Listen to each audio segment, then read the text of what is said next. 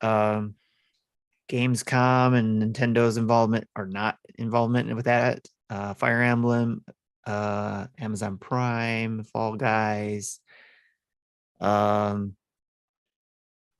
few game announcements or just updates on that information. Then we'll talk about under our Let's Discuss. It'll be we'll talk about you and what you do there, and I have some questions for you there. And then we'll talk about one of our events, which is the dinner table. And then after that, actually after your section there, when we talk about your area, and you'll talk about maybe some of the games you've been playing during that time. If you have to head off, because I know it's late, that's your time to bug out. If not, you're welcome to stay on longer as we go through what we've been playing after the events. And then we'll go over some more of the community questions. And then I'll go over our family podcast summary, and then we'll end the show. That sounds good. And looks like we're live now, so we'll get ready to go. I'll do the countdown here in just a second. You ready, Jesse? Yep. All right. And let me get back to the top of the document here before I start counting down here. So are you ready? I'm now ready. In 3, 2, welcome to Nintendo Dads episode 381, recorded on June 23rd, 2022.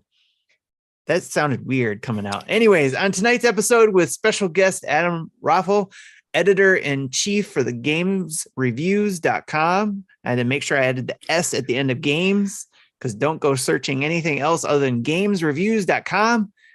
We talk about the Xenoblade Chronicles 3 Direct and whether or not there will be another Direct, the Fall Guys launch, and what is up with no one going to Gamescom. All that in a bag of chips. Jesse, you know what to do.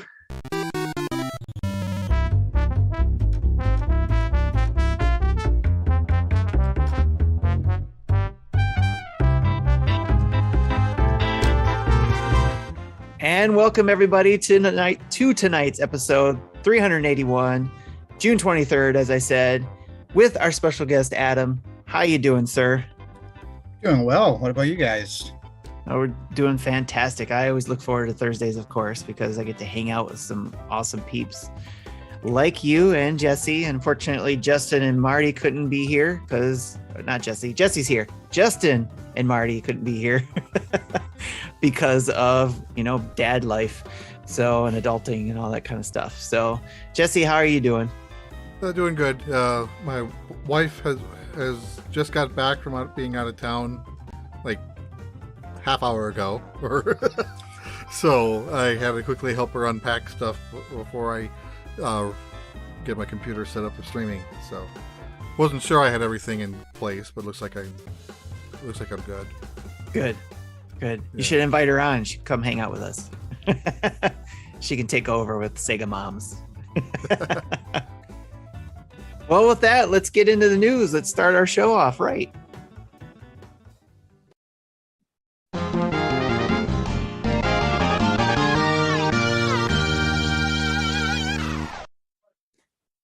And our news is brought to you by the Patreons at our Patreon page, patreon.com/Nintendo Dads, where you can go there and subscribe for $1, $5, $10, or $30. And each of those levels gives you something different, but you can just come and follow us if you want, just to stay connected if you like too. So, but there, once you subscribe, you can get into our Discord where we have all kinds of wonderful people there doing all kinds of wonderful community things.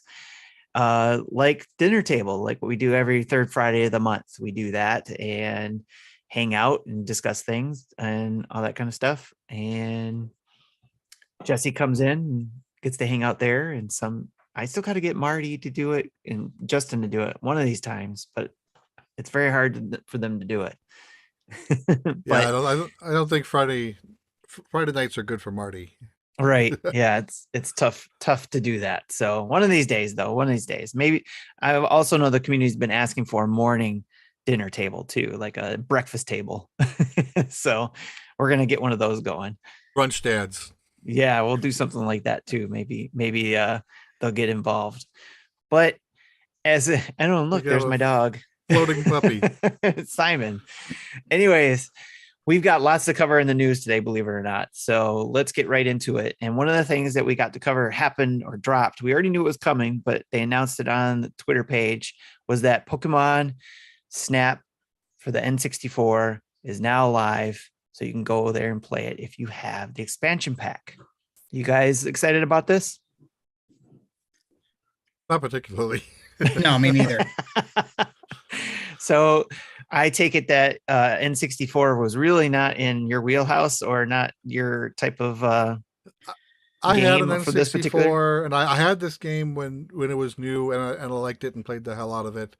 But when it just doesn't hold up as well as I remember. Like I bought it when it was on Wii Virtual Console, and I'm like, this isn't great. This isn't fun. And of course, when new Pokemon Snap came out last year, I probably played it just as much.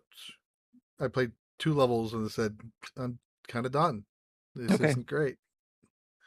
I think what I'm finding is a lot of these N64 games are not holding up for me. And so like I'm scared to go back to some that I really enjoyed, because like when Mario Golf came out with the expansion pass, I went and loaded it up and I'm like, oh, I have fond memories of this game. I quit like 10 minutes into the first round of golf. I was like, I'm out. Like this just isn't that fun.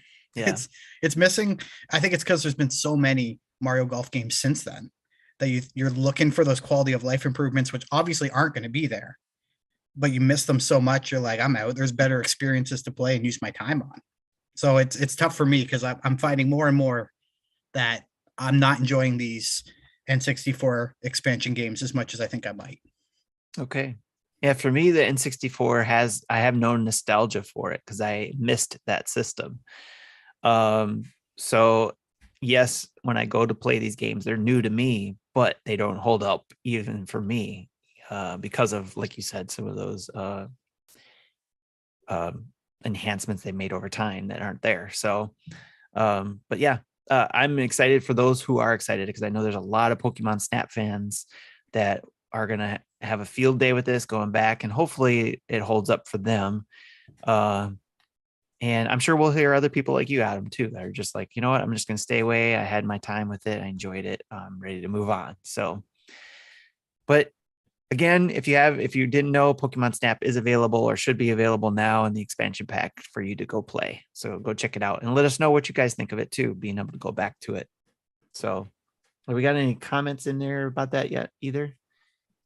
I'm trying to see real quick. It doesn't look like it, but I'll keep an eye on that. Yeah, I don't think so. Not about Snap. But let's get into the big news of the week, which is the Xenoblade Chronicles 3 Direct, which let me just start off right away with this. Wasn't what I was expecting when they announced this Direct coming. I thought seriously they were going to do like everybody else. Yeah, they were going to do it a little bit later, but they were going to do their normal Direct. But when they said it was a game only Direct, that threw me off a bit, to say the least. I was a little disappointed because yes, I was hyped and looking forward to seeing what Nintendo was going to add to the summer of games. So what about you guys? Adam, what do you think? Where were you at? This?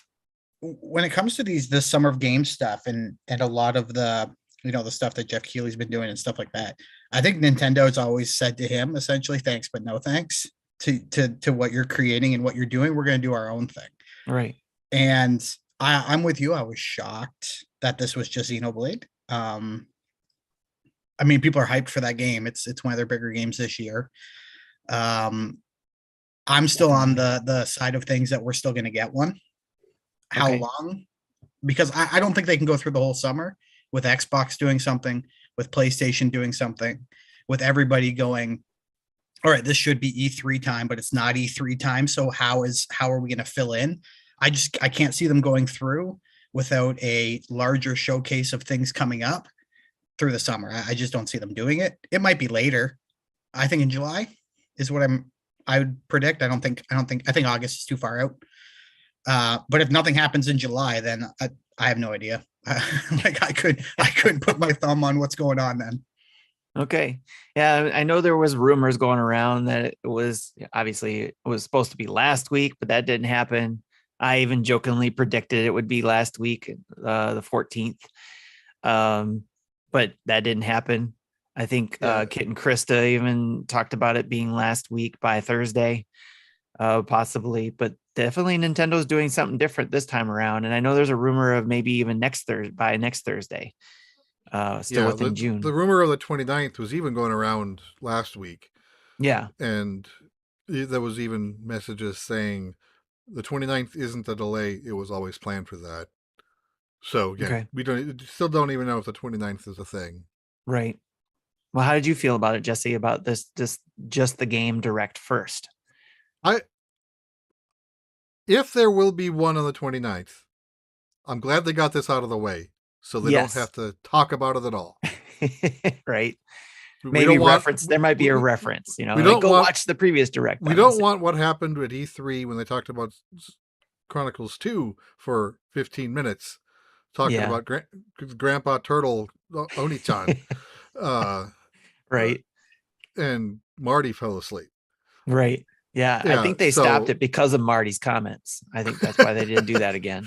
So, yeah. This being a standalone direct at least means we're not going to hear about it within the general direct if we get one. So I had no arguments. Yep. Are you hoping for one still? Regular direct? I within think a certain time frame. I think, you know, once this game launches, I think there's only one game left. You know, Splatoon 3 that we even know about. So they're going to need to tell. Again, it's not necessarily us they need to tell. We want them to tell us. They need to tell their investors. True. And apparently there's also an investor meeting happening on the 29th. So if their direct could be happening the same day as a talk with investors. Has that ever happened before? I don't think it has. Interesting. Yeah. So I think they have to have something coming. You know, if it's not the 29th, it'll be sometime in July. Because, you know, well, the end of June is the end of fiscal quarter 1. Okay. Yeah, that makes sense. All right. Interesting. I'm looking forward to seeing if anything comes next week. Oh, Mecca also says Live Alive. That's coming in July. So yes, there's 2 July 22nd. Coming. July 22nd. Yep. I forgot about Live Alive because Live Alive is not Nintendo published in Japan. Yeah. Because I think I talked about this on last week's post show, but you know, last month I mentioned that I bought 2 game vouchers in the Japan region, and I was going to pre-order Live Alive with it, but it wasn't eligible because it's not Nintendo published; it's Square published. Right. So okay, I guess I'm buying that one like normal. Right. Well, speaking of the Xenoblade Chronicles 3 Direct, I'm going to go over some of the things they talked about that I thought would be interesting to share here for our community. And then if any of you guys want to chime in, let me know. But before you start, I'll start off by saying I haven't seen this yet. So I have no comments about anything that's in it or not in it because I haven't seen it. Right. This is the first time reading these notes are the only reference I have. Yeah, if you got any comments about what I say from their I may have questions. News, yeah, but I'm not going to have facts. All right. So one of the things that I noted that I wanted to bring out here is how does it all connect? And Nintendo pointed out Xenoblade Chronicles 3 connects the futures of the 2 previous mainline Xenoblade Chronicles games. It also can serve as an entry point for anyone looking to become engrossed in an immense RPG world with dynamic characters, a rich narrative, and an epic scope. So one of the things I did see too, and I don't know if I'll mention it later. So I'll keep going here. So based on that, what I liked about it was that it's tying those 2 previous games in. So I like that. The story is based on, and I apologize if I'm not pronouncing these right because I didn't hear it enough. Jesse's good at helping me out here. So in Ionios. Ionio sounds right. Ionios. That's how I would guess. Okay, the world of Xenoblade Chronicle 3 is Ionios. There are two opposing nations, Kevis and Agnes, That sounds like an old lady. whose shoulders fight, whose soldiers, fight every day with their lives on the line. With their shoulders. Yes, with their shoulders. 6 soldiers hailing from both these warring nations are tasked to take part in a special mission. Learn the truths of their world, a place where every victory in battle and each setback is another chance to change the course of history and triumph over an uncertain destiny. Ugh, man, that was tough to read. But again, watching this thing, there's basically 6 soldiers, 3 from each of these warring nations who team up. And that is basically, there's a dynamic that's going on between these two nations within the team there that you're struggling with. There's the story there, and you're building on that to create your connections as players. So instead of having three people on the field like in the first game, there's going to be 6. You can change between any of them. Yes, Yeah, I don't any know of the 6. I don't know if all 6 are at the same time. Okay, but yes, not at the same time, but you have 6 to choose from. Yes, I think maybe all 6 are on there. Okay. Now that I think about the video, I rewatched it today, and the fact that I can't remember is because I do remember that something happens and they get to form the Voltron. Yes, that will be coming in. That's called the Fuse, and actually, I'll bring that up right now. Fuse Ouroboros Voltron. Yes, through interlinking 2 characters in your party, you can fuse into a fiercely powerful form known as an Ouroboros. And Ouroboros, I still think of Inscription. Yeah, Ouroboros can join chain attacks and use powerful Ouroboros arts. So there are different kinds of attacks you can do. So, and I think there's some of them I mentioned here under battling. You can harness powerful abilities called arts, link multiple arts with stunning chain attacks, and you can also learn powerful master arts and fusion arts for even more devastating attacks. So there's a lot of stuff going on. It's really cool looking during the video, especially the fusing to the Ouroboros characters. I used to like drawing stuff. I still do, but I haven't had the time to draw. Back in the day, I would draw comic book characters, some of my favorite characters and stuff. And these characters look like things I would love to draw if I could. So, because they were that sweet looking. Before I go any further, Adam, anything standing out to you yet on some of this stuff? Going back to like the 6 characters things, the 3 from each of those 2 tribes, I was kind of shocked that it seemed like they indicated there's only like 3 classes. There's an attacker, a defender, and a healer. Yes. And what I thought was odd about that, and maybe I'm forgetting Xenoblade Chronicles 2, but I feel like for this type of game, there should be more classes than 3. I think there was subclasses though too, or like subclasses. Okay. Like there's those 3 areas that you can specialize in, like in healing, defense, and offense. Mm-hmm. But it looked like one of the classes that I liked was the Zephyr. Mm-hmm. But I think the class was swordsman. I think for that. Yeah. So there's the swordsman's class, but then there's the different classes or different subclass underneath it. Yeah. So I was and I'm sure we'll talk about all our general opinions of it all at the end, but this when I just started seeing some of this stuff you're talking about, the fusing and all that stuff, I'm on board. Yes. Like I was on the fence big time before this happened. And I was like, well, how did they top? Because I didn't think 1 was that great, personal opinion. I thought 2 was fantastic. And I forget what they're called now, but they had those secondary creatures you brought with you into battle, and you could have a couple different ones. And so I was like, well, what are they going to do this time around? And we hadn't really seen what they were going to do, but now that we see this Ouroboros or whatever they are called, like that was the thing I needed. And the second I saw that, I was like, all right, this is going to be the game I'm going to put a lot of time into. There you go. And sorry to interrupt real quick. I want to shout out to the Nintendo pals. Thank them for raiding us. So we got a raid over here on Twitch. So appreciate that very much. Hope they had a good time playing Fall Guys. I was watching a little bit of that before we started our show. So also, did I get my points? Because I made a bet over there that I would get some points over there. Yes, they were gambling over there, by the way. So, but anyways, back to our topic here. Did you just say everyone's going to lose and got the points for it? Yeah, actually the last one I got to vote that everybody would win, and I'm hoping they did win. It looked like they got pretty far. So, so anyways, back to Xenoblade Chronicles 3. We're talking about the classes a little bit. One of the things I like there too is that you can change classes to match your allies. So in the middle of a battle, I guess, too, if I understood that correctly. So you can also swap characters during a battle to round out the group's classes. So very interesting dynamics going on there that look different from the last two Xenoblades. Do you like these games, Tim? I have not played the last two. Okay. I if anybody knows, I take a very long time to play long games. Mm-hmm. Breath of the Wild is an example.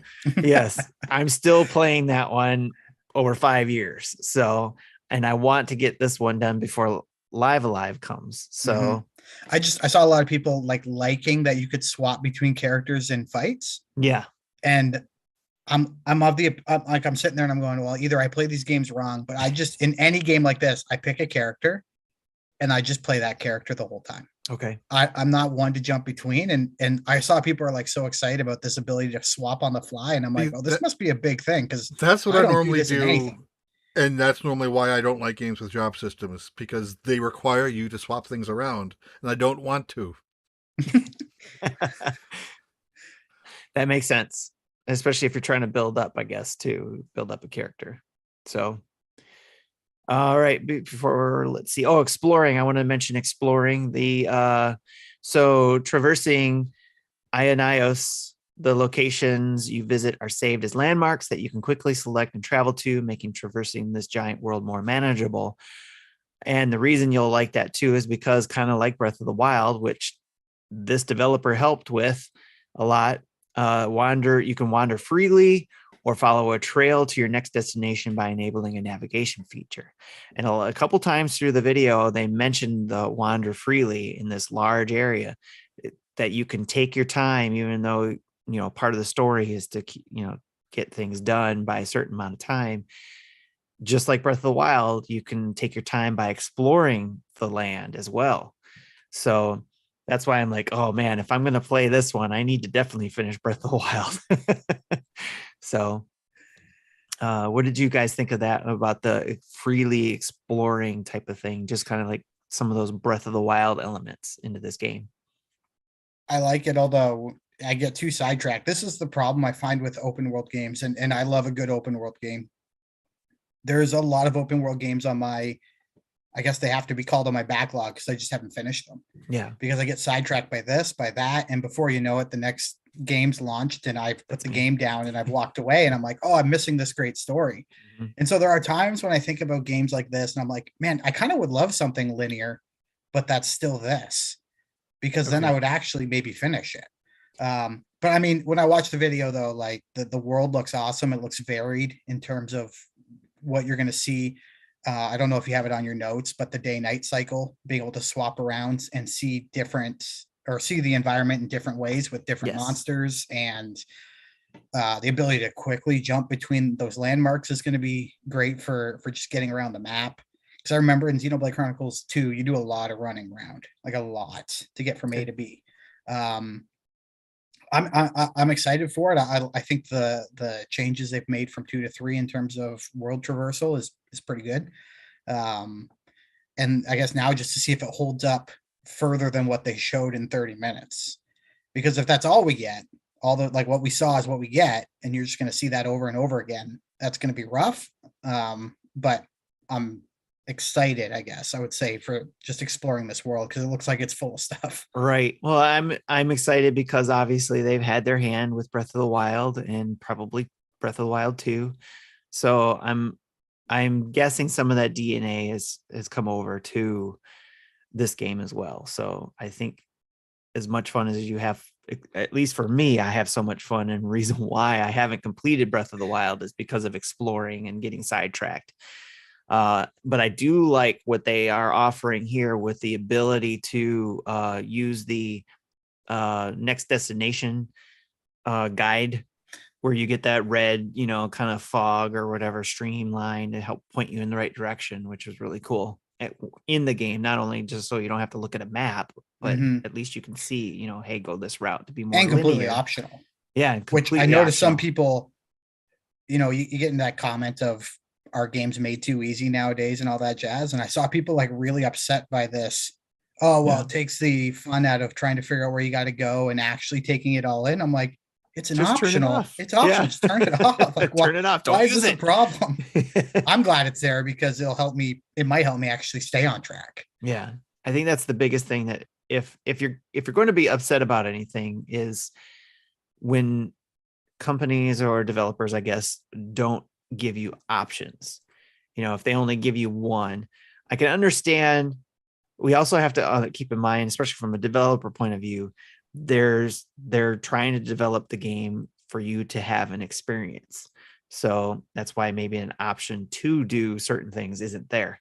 But at least in this case, they allow you, hey, if you want to be linear, you can go use this tool. If not, then you can wander freely and, decide when you want to go back on track or not. So it's really cool. Anything else about the game before I move on to the expansion pass information?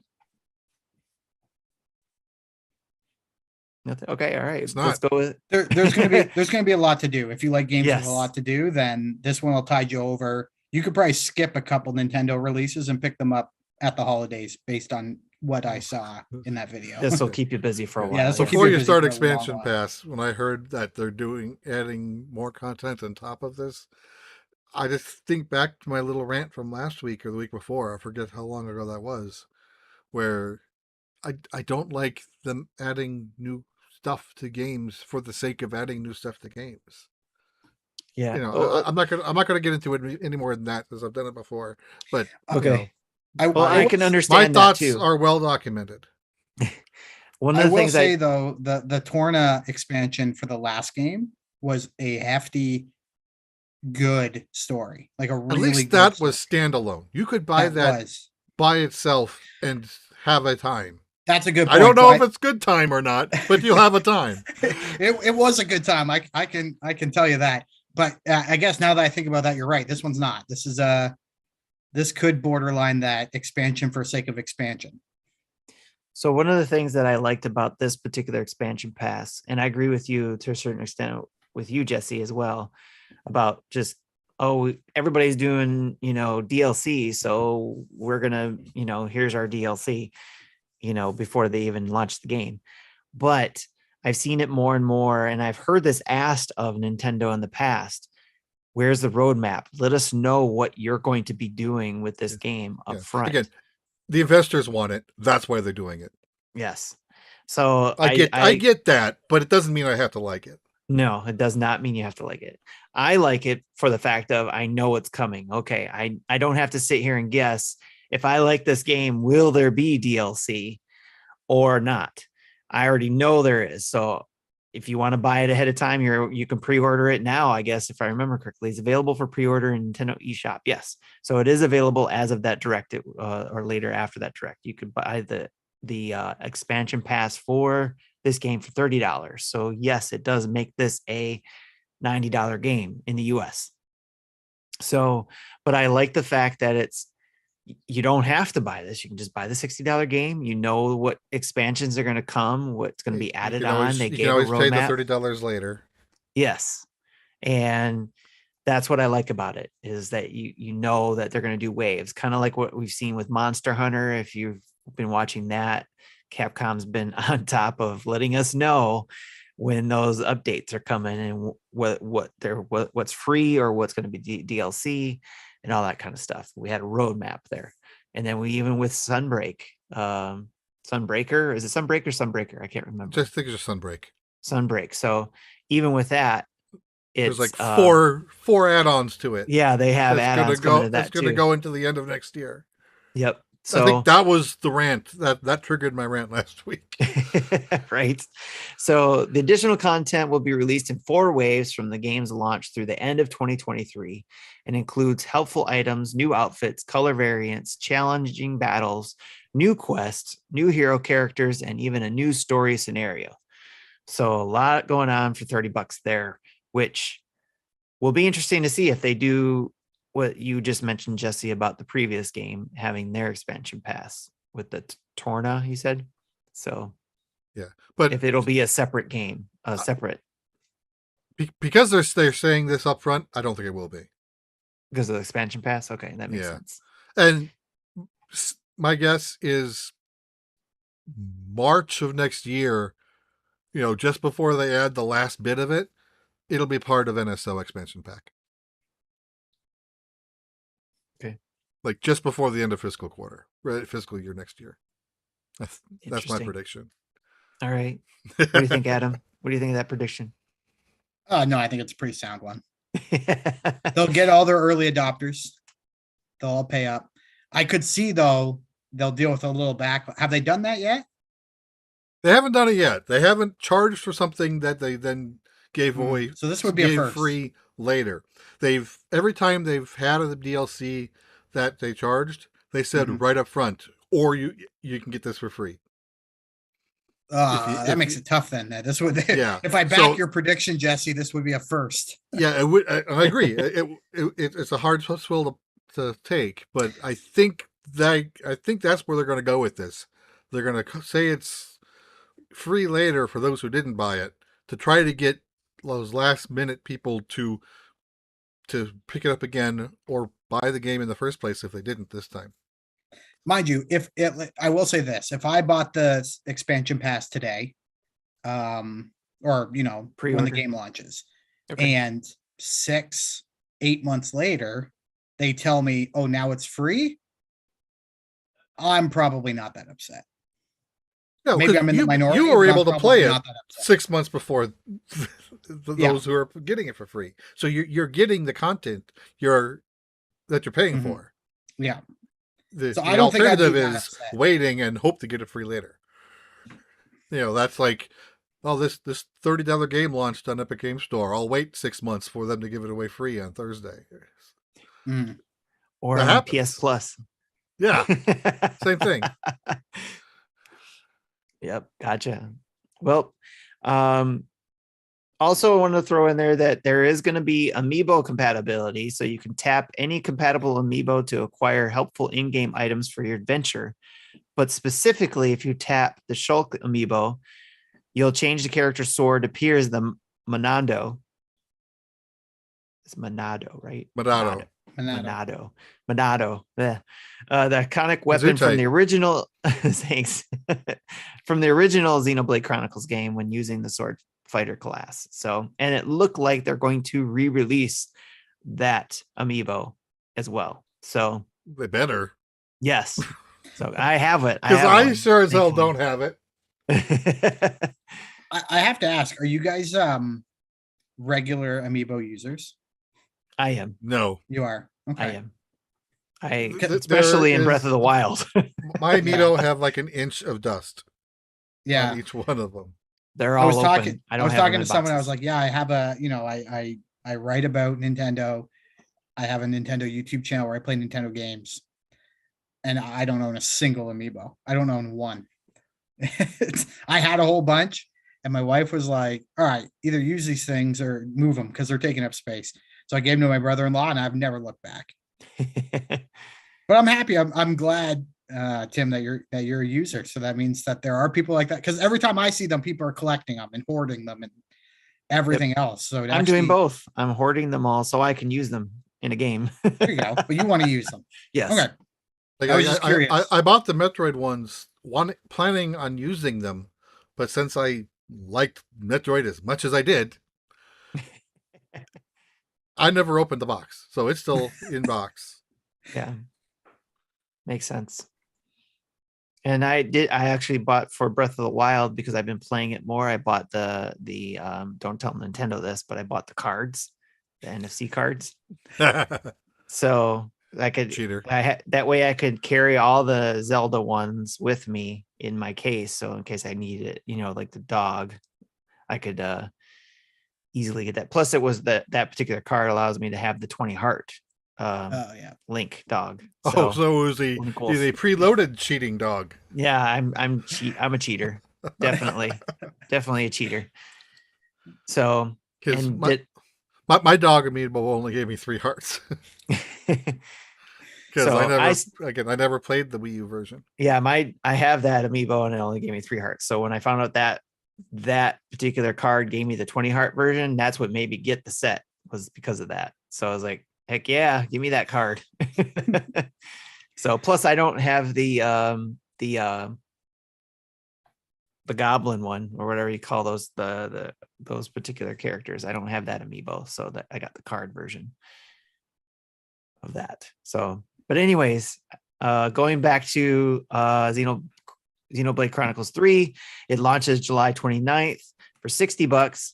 I'm sure everybody knows that, and pre-orders are available. So, any other comments about this? Oh, and side note too, did you guys see Gary's character? No.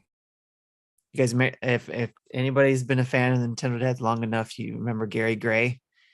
There's a Gray character in the game, in the video. So Jesse, you wouldn't have seen it because you didn't watch the video. But there's a character called Gray, and I sent a picture out there saying that he's one.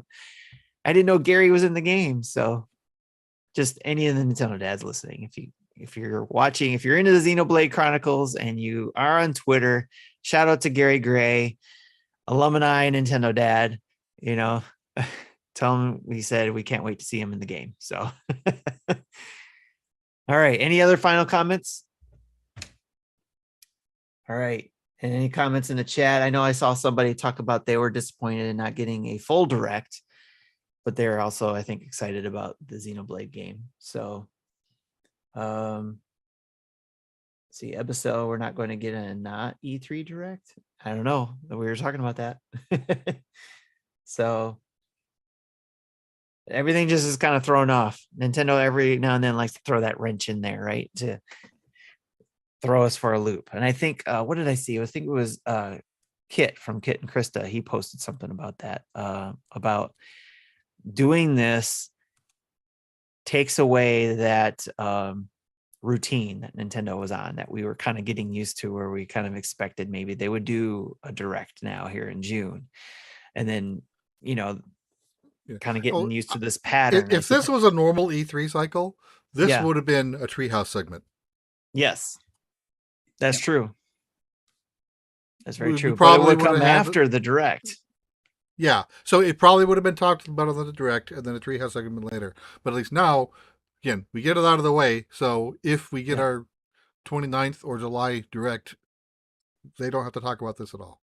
Well, being that they switched it up, this is what I would have expected. Now that we've got this game direct, is that they would have done the Animal Crossing thing, where it would have been a full direct, but announced in that direct there would have been a more specific direct about Xenoblade Chronicles 3 at a later date, like they did with Animal Crossing's update. So that's what kind of surprised me, that we got this, and then but not even a mention of that would have been interesting too, if they did this direct and then at the end say, look forward to our next direct, coming up, kind of like thing. That would have been interesting. And then we would have been speculating about what would have been in there by now, But anyways, imploded. Right.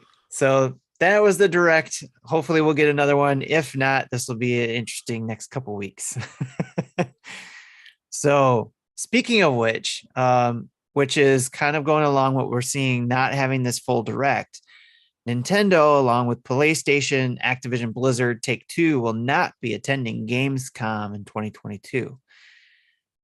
So with that, no major direct, no Gamescom. What is going on with Nintendo, guys? Well, anyone say why they're not going? Are they still and rightfully so, worried about the pandemic? Because it's not over yet, fellas. Right. It is possible that is the reason. they did not say, from what I saw, they did not say anything about the pandemic specifically causing them. They just said they would be not They're going just this year. noping out. Yeah. They did call out, that they've been part of it for the past several years and blah, blah, blah. But this year they decided to sit this one out. One thought is I don't think the attendance at Gamescom will be normal. It will be half or a quarter of what it normally is. And just because of that, this foot traffic, some people might say it's not worth going. Okay. In terms of companies are going to say it's not worth going because they're not going to get the foot traffic they would normally get. Good point, because it is more of a public show. Yes. Adam, how about you? I don't know. Do we even think of everything that's happened in the last couple of years, outside of some of the stuff that happens in Japan? Do we see Nintendo really going to much ever again? Or at least not ever again, but let's say for the near future. Like I think they feel like they just don't need to. I would like we need to bring back Space World is what we need to do. I would like them to take some of these tours that they do and maybe launch them at these things. Mm-hmm. And then, like, here's the tour that we're going to do, but it's going to start off at this event. So like say E3, if E3 does one again, a in-person event, or even a PAX thing, like here's the tour, it'll start here, and then we'll take it on the road after that event is over, so that the public can experience in places that they can't go to that show. That's how I would like to see them do it. Because it kind of reminds me of the auto show. And I know I bring this up because I'm from the Motor City, of course, a lot, but that's what I'm familiar with. I've gone to plenty of auto shows. Love the auto show. Is where you got the major one here in Detroit, and then major ones in other countries, but then they have the smaller ones that go on throughout our country in the US and surrounding areas, that sometimes they highlight different things. Like they do an auto show out in California that highlight different things that they wouldn't highlight here in Detroit. Like Detroit is all about probably more of the faster cars, the muscle cars, the trucks and all that. And California is more about the electric cars, and things of that nature, or even the customized cars. I remember, if I remember correctly, in the past. So, and then other, shows throughout the year. So that's what I always thought it would be kind of cool if companies did something like that, or if E3 or the ESA guided that way, to where it's like, okay, we'll do our major one in the summer, and then through the holidays or something, we'll do some smaller ones, or work with the other areas like PAX or what have you. I just look at the way Nintendo's been doing things, and you compare it to Xbox and you compare it to PlayStation. From a media perspective, I knew about, or we had our invitation for the Xbox Fan Fest weeks in advance. With the PlayStation, the state of plays, we're getting those 2 weeks in advance. Nintendo continues to be, we don't need to do it because we're going to drop something Tuesday. It's going to be the hottest thing on the planet. We're going to tell you it's happening Thursday. Everybody's going to buzz about it, and we're going to have thousands and thousands of people watch this thing live. Right. With no effort. Like, it is no effort. That's all good points. And I think that what percentage of fans are going to these events? Like, if you're talking about not letting your fans down or doing something for your fans, I just don't think attendance is high enough. I don't think the costs are worth it to spend all this money to bring out all this stuff, when it seems like this whole online YouTube announce it Tuesday, run it Thursday direct stuff is just doing so well. Yeah. And I think if we ever see that fall off, I think you'll see them go back to more show stuff, because I think about Mario Odyssey and seeing all the awesome, like, little statues in the treehouse area they built up that year at E3. That was really cool. Like, seeing that stuff online. I didn't get to experience it, but it was cool to see. But I mean, if they don't need it, they don't really need it. Well, they are still doing a tour, so that's why I brought that up, because they still do have their, big city tours that they do. And that's why I thought it would be cool to, Yeah. start it at an event Mhm. where there's people, launch it there, and then take it around the country. The cost of those tours though can't be that high. Yeah. And 'Cause it's that just way it's just a trailer, right? right. It's all loaded up in a trailer or two or a Just truck move or from whatever. city to city, Yeah. right? It's cheap. That way you don't have to blow it up into the millions of dollars of a set piece, but you could do, here's the tour. We're going to launch here. We'll do our presentation here with the tour. And then you just go on the tour. And then that way everybody can have a chance to experience what they saw at, say, E3 if they were watching it. And then they can actually demo some of those things that you might have had at E3. But maybe that's more old school thought too, because now they have the online demos that you can do, like Steam and all that kind of stuff. So maybe Nintendo will get to that point to where they'll have demos around that time when they do that. And they do in some cases and not in all. But we'll see. I think it's still evolving, a lot of this stuff. So it's fun to watch, but also kind of a bummer for me because I still have never been to an E3 and it doesn't look like I'll be able to go to the same type of E3 I read about when I was a kid. So yeah. And you know what? It's hard to really say definitively that something's going to happen just because of the current state. Yeah. So who knows? 3 years, 4 years from now. I mean, I'm putting a really long time on it, giving us lots of time to get out of this. Who knows? Maybe things just go back. I think in 3 to 4 years, or maybe a little bit longer, but I'll say probably go to E3 with a VR headset on. That's how I'll get to E3. Yeah, that's the problem is E3 has kind of shown how irrelevant they are. Yeah. Over the past 3 years. Because, yeah, they were irrelevant at one point. I'm not taking that away from them. But when they went away, the industry adapted. And we can't ungenie that bottle. Right. And at the same time, side note, maybe this doesn't apply to everybody, but it's not like this industry is flush with cash either to be sending people. Like, it's expensive. Yes.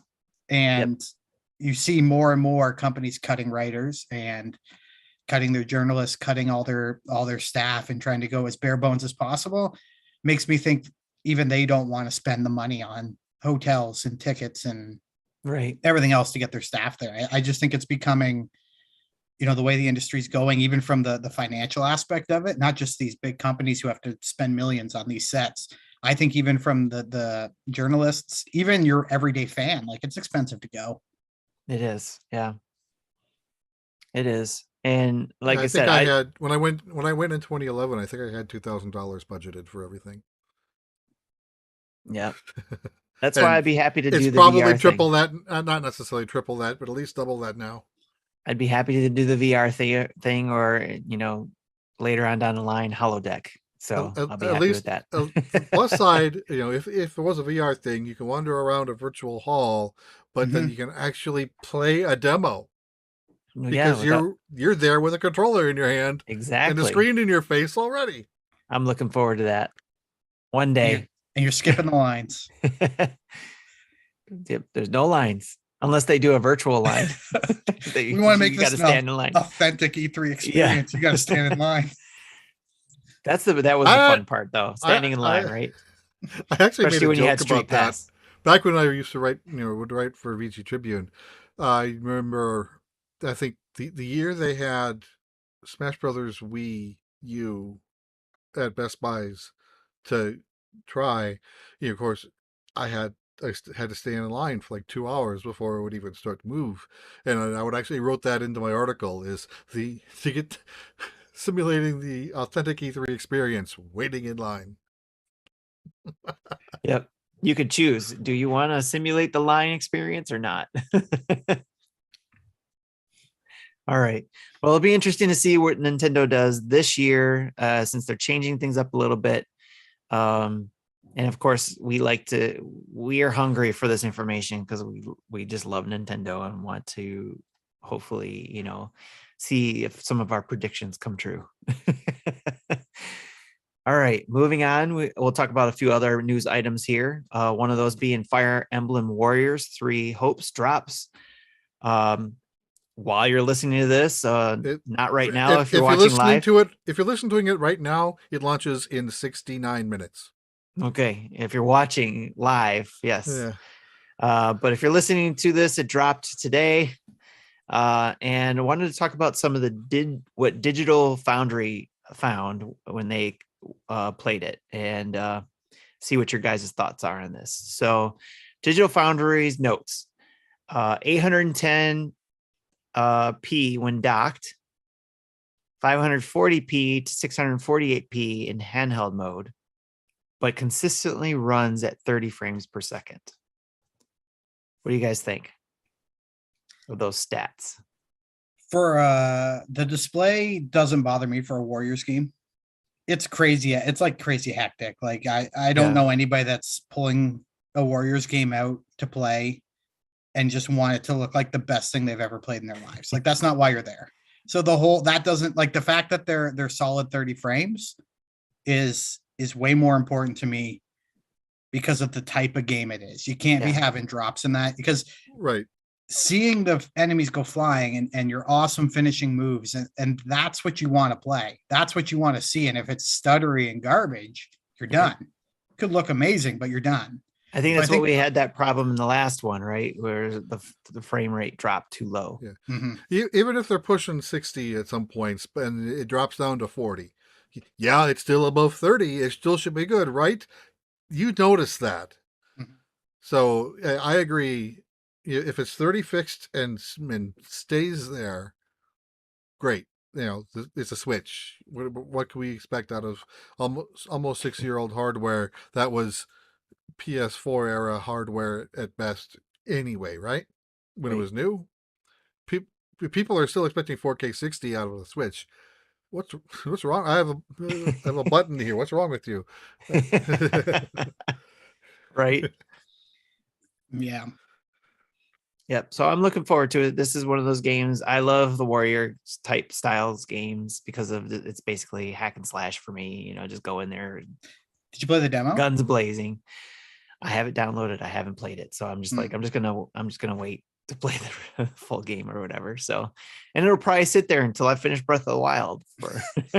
But I want to play this game. So, and I did play Age of Calamity too. Live launches. Right, exactly. There's like you were talking about, Adam. There's just so many games that just pull me in different directions. It's like because I want to play them, and then I get this hope to be able to finish some of them, but I don't know. I just can't stay focused like Jesse does with, here's a game. I'm going to play that and get it done, and I'm done. So, which is part of why I don't like seeing these games expanded, because when I'm done with the game, I'm done. I don't want to go back.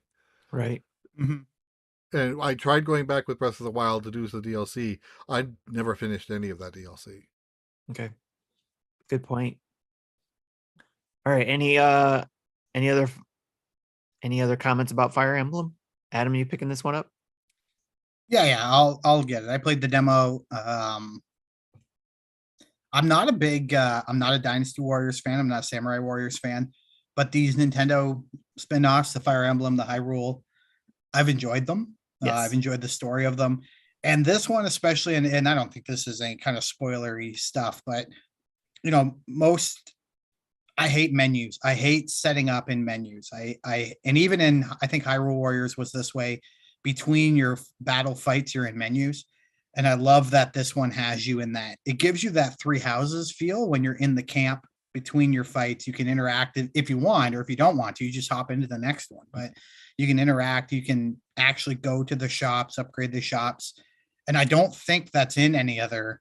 I think all of them, unless I'm mistaken, I think all of them, or at least almost all of the Warriors games, everything between fights is all menus. And I think your hardcore Warriors fan is going to say, I know the Dragon Quest one. Oh, yeah. I played on PS4. That one did you had an interactive map to run around.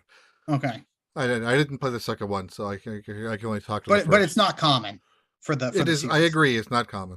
And so I think the hardcore Warriors fan is probably not going to enjoy this, because they want just the menus, because they know the menu system. I'm going to go here. I'm going to upgrade this. I'm going to go here, upgrade that. I'm going to get these items, and I'm off. And once you know the menuing, it's snappy. It's snappy. but I think they really with this one, at least from the demo that I've played, I think they really want to, as much as possible, maintain that Fire Emblem Three Houses feel, carry that what people are familiar with running around the school, translate it to a camp, and give Fire Emblem fans the same feeling. Nice. So it's going to be interesting. I'm excited. I mean, the critical reception I think has been fairly strong. And kind of disappointing. I've seen everywhere from 6.5 to 9. So it's kind of actually been all over. So it's I a think mix. the Metacritic's at an 83 maybe, or an 80. That's still not bad. Which is not bad. No, I'm just curious to see how those hardcore fans are going to react to this one. Yep. Especially, those who enjoyed the Three Houses one. So yes. So, which I did. I enjoyed that game a lot. So yeah, I'm not much of a fan of Famuso games. I did play the first Zelda one on the Wii U, and then I played the Dragon Quest one, and I got to a stuck point and I couldn't beat anything else. So which kind of hindered me from starting to play the second game in that series, because I don't want to get stuck. I don't want to play a game I know I'm going to get stuck on, because I can spend my time somewhere else where I don't know I'm going to get stuck later. for me, it's more just, let me just go in and start beating up bad guys. So when I was setting up my demo, it was like, they give you the and I don't know if this is common because I don't play them enough to know, but when they give you like the casual, easy, normal, or hard, and I'm sitting there, I'm like scrolling up, I'm like, casual. they're like, do you want permadeath on, or do you want to keep all your people? I'm like, yeah, keep all my people, because I don't want to do all the upgrading. And I think if you set it to the easiest settings, you can just mash your way through. Nice. And just enjoy the story, and that's what I'm there for. So I do Right. love the accessibility in this one. I don't know if it's in all of them. I'd have to really go back and actually look. Right. I don't even remember. That's been the a feature Hyrule with one. Fire Emblem games for a while. I think this is the first. I think it's a Fire Emblem thing, not a Muso thing. Okay. So yeah, you can put this thing on, like, it almost like it's on auto drive and it plays itself for you. Awesome. Like there's tons of that accessibility stuff right off the top, which I think will be great. Oh, what a world we live in. All these games to play in so little time. So that's why you want the game to play itself. Yeah, exactly. All right. So moving on to the next piece of news, which is Amazon Prime Days are coming July 12th and 13th. Do either of you use this time to pick up any games and add more games to your backlog, or get a game that you missed, or update some hardware, if you will? Can I admit something? Go for it. I don't think I've ever looked once at Amazon Prime Day in my entire life. Good for you. I wouldn't even know how Don't good even the start. deals are or how bad they are, because I hear everybody talk about it and I'm like, nope. Well, Not gonna the do problem is there's so many deals that it's hard to find anything that you're interested in. You pretty much have to, I want to buy this item, and then find out, is this on sale or not? That's probably the easier way to do it. Yeah, I normally, I'm mostly digital, so if I do buy stuff on Amazon, it's normally not gaming related. But between my wife and I, we'll go through 8 to 12 Amazon orders a month. So yes, whether it's a sale or not, we use Amazon. So I'll look through it, see if anything's out there that I could use, but there isn't anything I'm specifically looking for. For me, I'm going to be looking to see if I can get one of those Samsung TVs, 2022 TVs, which I doubt will be on sale. It'll probably be more the 2021 ones. But if they have any 2022 Samsungs, I want one of those, because that will have the Samsung gaming hub, which has the cloud. Is that the Stadia in it? Has Stadia, it'll have Xbox. And then it's basically a gaming hub on your TV, built in your TV. Basically the same type of gaming hub you have on your phone if you use Samsung phones. So, which I do. So I'm excited about that and wanted to check that out. I'm in the market. Everyone's talking about. Go ahead. I was gonna say, I do want one of those picture frame TVs, the ones that look like they're Samsungs, right? I don't even know what they're called, but we're renovating our upstairs, and my wife is like, I want a TV, but I really don't want it to look like we have a TV. hanging There on you the go. wall. So I'm in the market for one of those. So maybe I will have to actually pay attention this year. Yeah, maybe take a look. Usually those are one of the things they have on sale. In fact, they had a preview list, and maybe check the preview list, because I think maybe one of those things were on sale, but already for the preview. Because I think the Canadian deals are different than the US ones, though. True. That's okay. Yeah. I'll just ship it to your house, and then we'll have to All meet right, up. sounds good, and we'll meet I'll up. cross the border, and We'll meet we'll in go for a Port beer. Huron or something. Yeah, everyone talks about the Apple infrastructure, if when you're in The ecosystem, yeah. the ecosystem, yeah. So you're in the Samsung one. Yes, I am sort of. I've been using their phones and prefer them, and I do have their TVs. I did not buy their appliances because I've heard horrible stories about them. In fact, they're high on the repair list. So, Oh man, I got a Samsung washer and dryer. those ones were a little bit lower. I was looking for kitchen appliances that were higher on the list. So I think you're okay, but just keep an eye on those things. All right. Moving on. We got Squid Research Lab dropped a Twitter post about new hairstyles coming for the characters. Adam, are you into the Splatoon 3 coming out later at all? My kids want it, so Okay. we'll be getting it. I'm just not a Splatoon guy. Yeah. I don't think I'm a online shooter guy. Okay. I'm just not good at it. I'm just not good at it. I think that's the long and short of it. I'm not good at them. And Fair enough.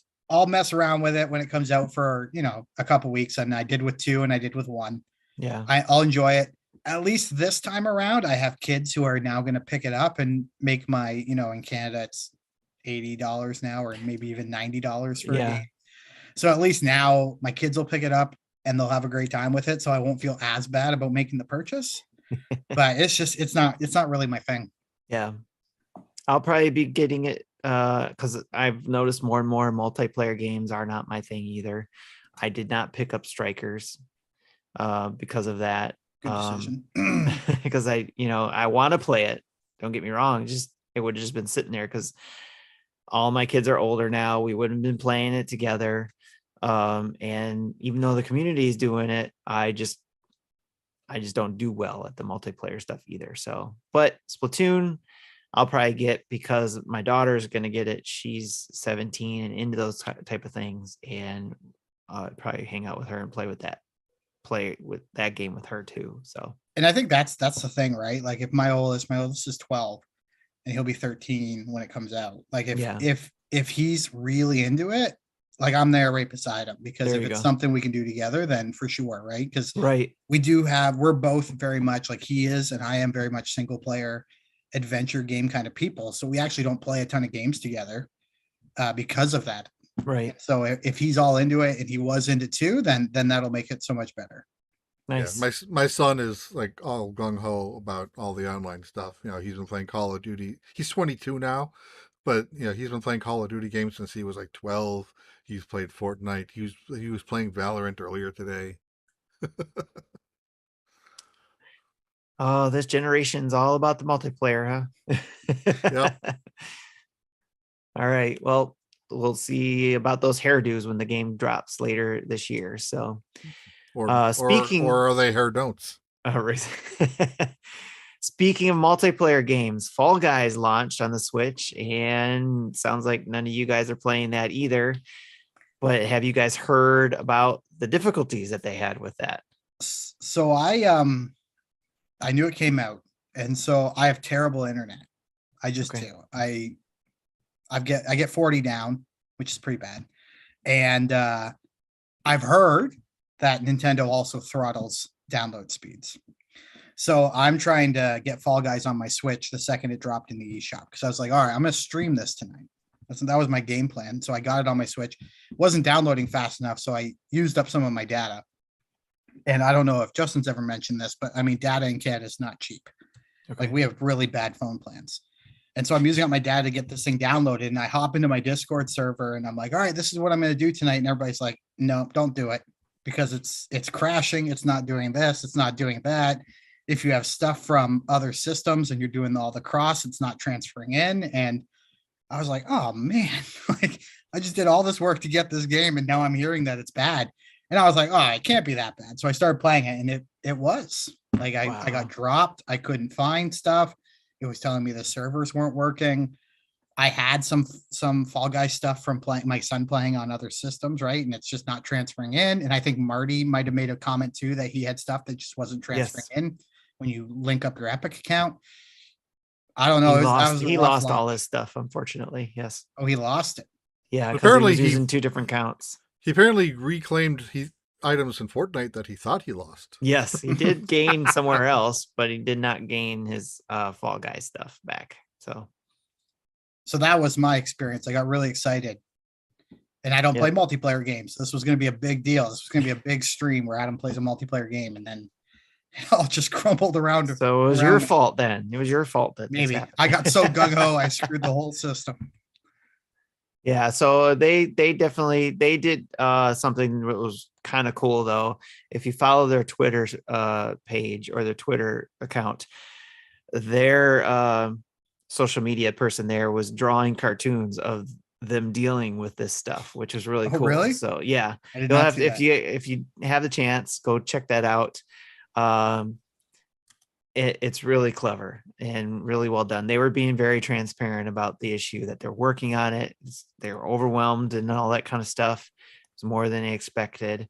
Even though Epic backs them, it was still stuff they had to get through, and hopefully things will iron out if they haven't already been ironed out. Looked like it got ironed out pretty well because, again, I was watching Nintendo Pals play it earlier before the start of the show, and it looked pretty smooth from what I was watching. So, and they looked like they were having a good time. So hopefully they got things ironed out there, which is good because that might be one I will download again, even though I think it lost its luster from taking so long to get to this point. Because I was really all gung-ho back when it came out during the pandemic. Well, it's still pandemic time, I guess, but when we were all kind of in lockdown and stuff, I was willing to try it and stuff, but it was only in one place and I just didn't get to download it then. We'll see. My kids and we first heard about the Switch port February of last year. And yeah. So excited to see it then, but kind of waned. So, and my kids, I don't think are very interested in it around. Well, who knows? Things always change, especially if their favorite YouTuber is doing it and they're like, oh, let's play some Fall Guys. So yeah, games like that are more fun when you're playing with friends. I don't know if you can on the Switch, but like on PlayStation, you're supposed to be able to group up a bunch of people and chat first and then all join the same game together. See, at least nice. I can see that being more fun. Okay. Like when we were playing the Sus game. Among Us. Yes. Among The Us. Sus game. Yes. Yeah. I tried playing that by myself with randos. It was garbage. But playing it with people I knew, that's more fun. Yes. Yeah, that definitely is a lot more fun when you're playing people you know, especially when you can go in Discord and chat and then mute it when you need to. So, all right. Any other thoughts on Fall Guys? Adam, sounds like you'll be having fun again soon with that. Yeah, I'll go back give another into it. try. Yeah. Excellent. All right. PSA, by the way, from Nintendo about their NSO app on iOS. Around the summer of 2022, we plan to update the iOS version of the Nintendo Switch Online app. This update will change the operating environment to iOS version 14 or later. So please note that the app will not be available on devices with iOS version 13 or earlier. So people still use that app? Still on version 13 or less? No, just the app. No, the app itself. Okay. Just wanted to put it out there. Oh yeah, that's the type of thing I would have added if I saw it before you did. Like okay. I talked about Pokemon Go's update a few weeks ago. Yes. With the same thing with Android phones. All right, now into a few of the game updates that we had that we heard about. Jesse, thanks for putting these in here. No Man's Sky releases. I only put the bottom one in. I don't know who put the others. Oh, somebody else did. our ghost, I guess. But anyways, No Man's Sky releases. It's the show notes fairy. releases on October 4th with a physical edition, which I am super excited about this one. Again, it's going to be it's another long game, but I played this one on the PlayStation 3. Did it come out on the 3? I think It might be that old. I think it started off there. And I played a little bit of it on the 4, but I think being able to play this on the go, if it plays well, is going to be really cool. Is any part of you nervous about this, Tim? I'm always nervous about stuff like this because so someone said, and I know they put out some video, and someone said, "Oh, it looks so good." And I always come back with, you know what else looked pretty good? Outer Worlds. Yes. It also I was just about good. to mention that. Outer Worlds. Now, I will say this. When I got the review code for Outer Worlds, when it first dropped, I loved being able to play that game on the go. It looked horrible. And I mentioned it does not look good. And if you if this distracts you, don't play it here. Play it where you know you can play it with better graphics. But they did really good at improving them later on with a patch or a couple patches. And it ended up being, you know, it's still not great compared to the other systems versions, but being able to play that on the go for that game, as fluid as it was a lot of fun. So I'm hoping No Man's Sky learned from that, or whoever helped them with the Switch port, and we'll be able to. There might need to be a patch or something, but yeah, I'm of that same. Like I also went back to it after they patched it and enjoyed my time with Outer Worlds. But I've been on that. I've been on the Team Switch port, if you want to call it that, for like a long time, because I'm so busy. Like I'm a dad. I've got a job. I'm always out and about and moving about. And I think about The Witcher 3. And if you ask me today where I'd most like to play it, I'll tell you right now, I'd like to play it on my Switch. Skyrim, where would I like to play it? I like to play it on my Switch. And even I'm with you on Outer Worlds at this point after the fixes. I'd rather play it on my Switch. The ability to have it on the go, the fact that I don't even sit down, like I don't often sit down anymore to play a game on my PlayStation or Xbox. It's pretty rare. If I'm doing a review, I'll sit down and play, but so often I'm playing Switch, you know, while in the kitchen making something and I'm playing my Switch, or I'm watching something with my wife on Netflix and I'm playing my Switch. My kids are using the TV, so I'm playing on my Switch. Like I'm at the point in my life where the graphics are great. I love a good looking game. Yes, it can matter and it can really enhance your experience, but at some point it's between not playing it at all or playing it on my Switch. And so I think that's where Outer Worlds is going to be, because I've always wanted to go back. And No Man's Sky. Sorry, that's what I meant to say. I've always wanted to go back since they did all these updates, and I've just never done it. I've never gone back. Yeah. There is a lot of crafting, but it is, it's still something that I've been wanting to do. Just the exploration side of it. That's what gets me in trouble with Breath of the Wild. You know, I always go back to that, is the exploration. So since this game is built around that, exploring and gathering, your resources and stuff, it's something that intrigues me about it. So, and being able to do that on the go on my Switch is going to be cool to see. Hopefully it turns out well. I'm glad to see there's going to be a physical edition too. Hopefully it's going to be interesting if they get it all on one card though. So I get the feeling it's one of those, here's the card, but you're going to have to download like 30 gig. Unless they decided to go to be the first. I don't know if there's ever been a company to use the 64 gig one, but I thought there was one maybe, but maybe not. I don't think it's 64. I think one might have used a 32. 32. Oh, okay. I thought there was a 64. It's just nobody used it because it's too expensive. That's likely. We'll see. It'll be interesting to see what happens. So, speaking of something else that's been interesting to see that we've talked about or speculated before was how they were going to do Overwatch, going from 1 to 2. And it's been confirmed that Overwatch 2 will be replacing the original Overwatch when it goes live in October 2022. So it's going to be basically, if you have Overwatch on there, which is why I think they give you that one free if you pre-order Overwatch 2. If you have that game, it's going to basically update to Overwatch 2 when it goes live. So what do you guys think of that? That's kind of what we assumed was going to happen. Yep. And I think it's interesting too. So it's basically just a service, right? So it's just updating to that newer version of the game.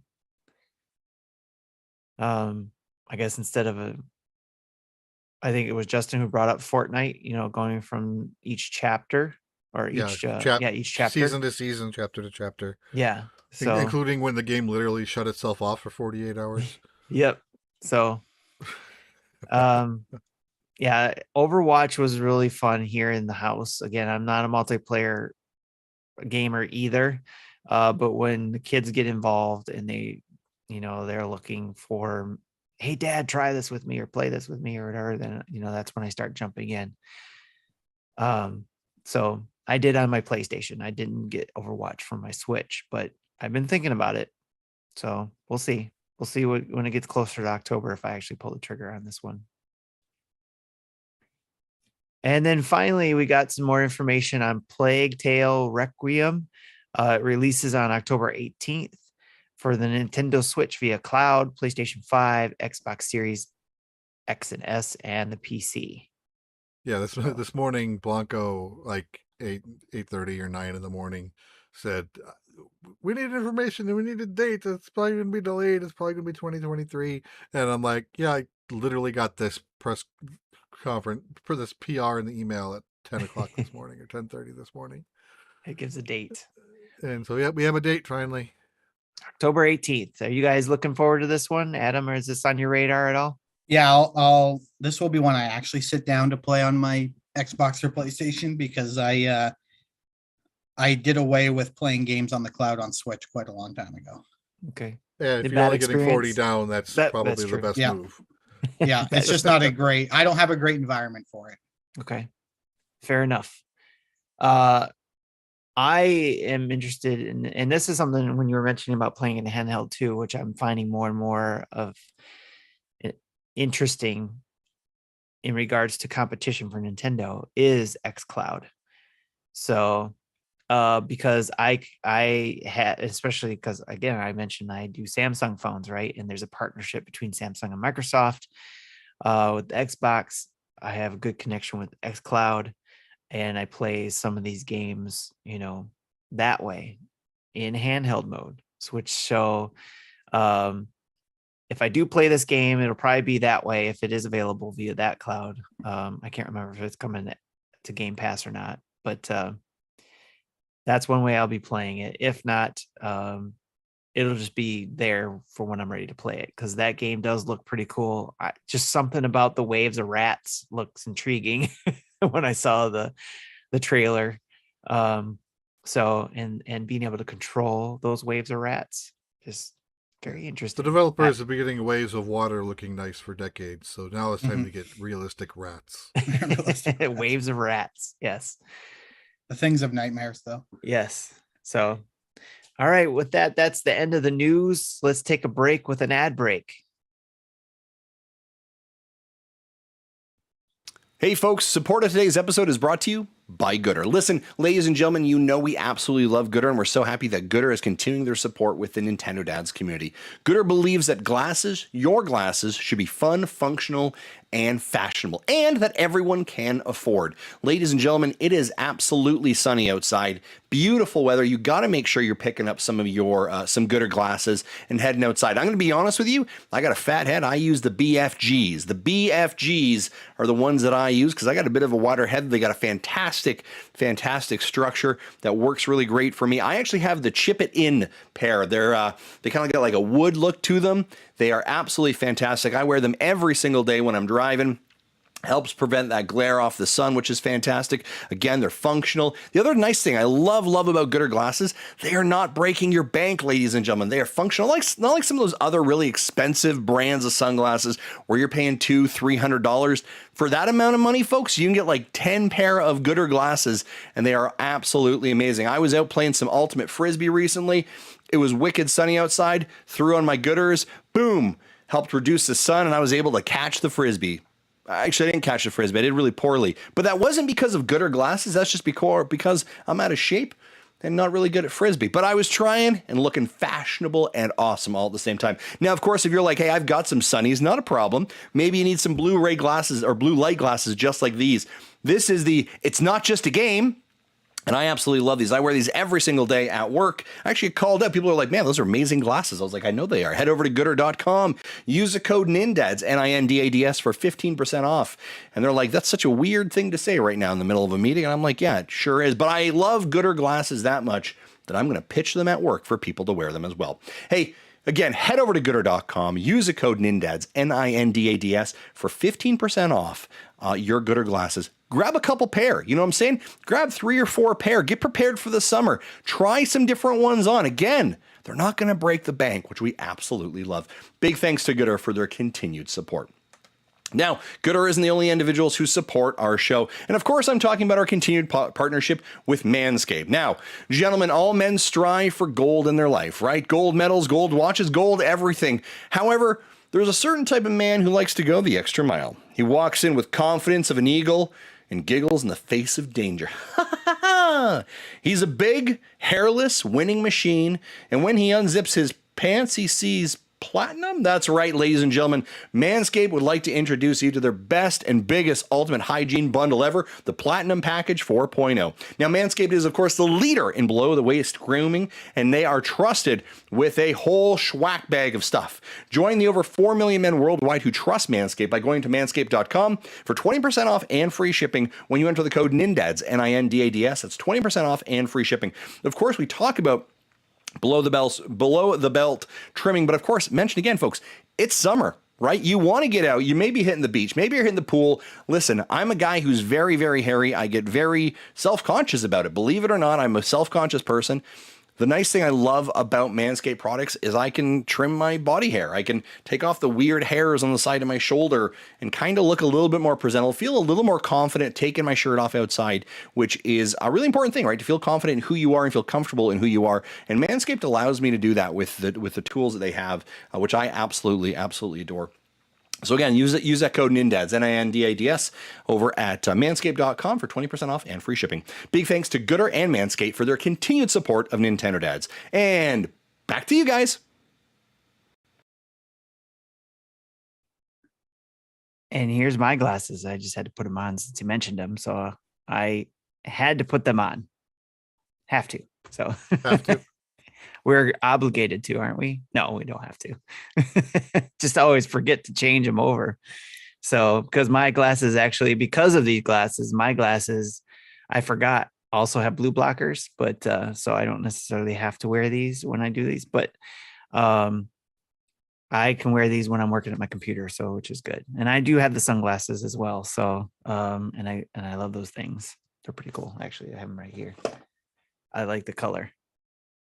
Nice, like black light green or something like that, where it'll come out really good there in a black light.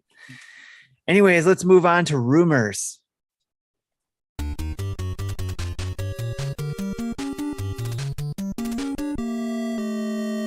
So I'm looking at what's in the notes, and I'm kind of afraid to know what's going on there. I need your guys' help. Since Justin and Marty aren't here, I want to start a rumor. Can we start a rumor and see if it goes anywhere on Twitter, maybe, or something like that? Maybe, what can we start? A Nintendo Direct will be coming July 1st. How's that? Can we do that one? Well, are they away recording their segments for it? Yes, that's what yes. Justin and Marty had to go to Nintendo headquarters to help do the Direct, and which will come out let's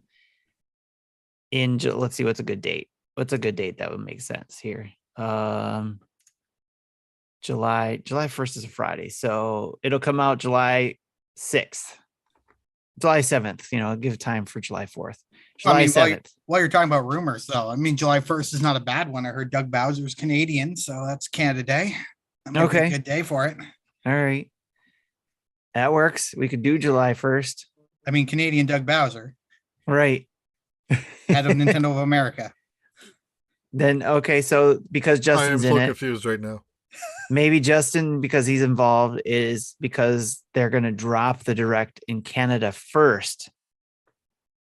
And then there are companies that do that. They test their products here. A lot of iOS apps release in Canada and I think New Zealand before the rest of the world for whatever reason. Well, New Zealand, I think, is time zone reasons. Okay. Well, Canada, I remember getting a lot of these, like,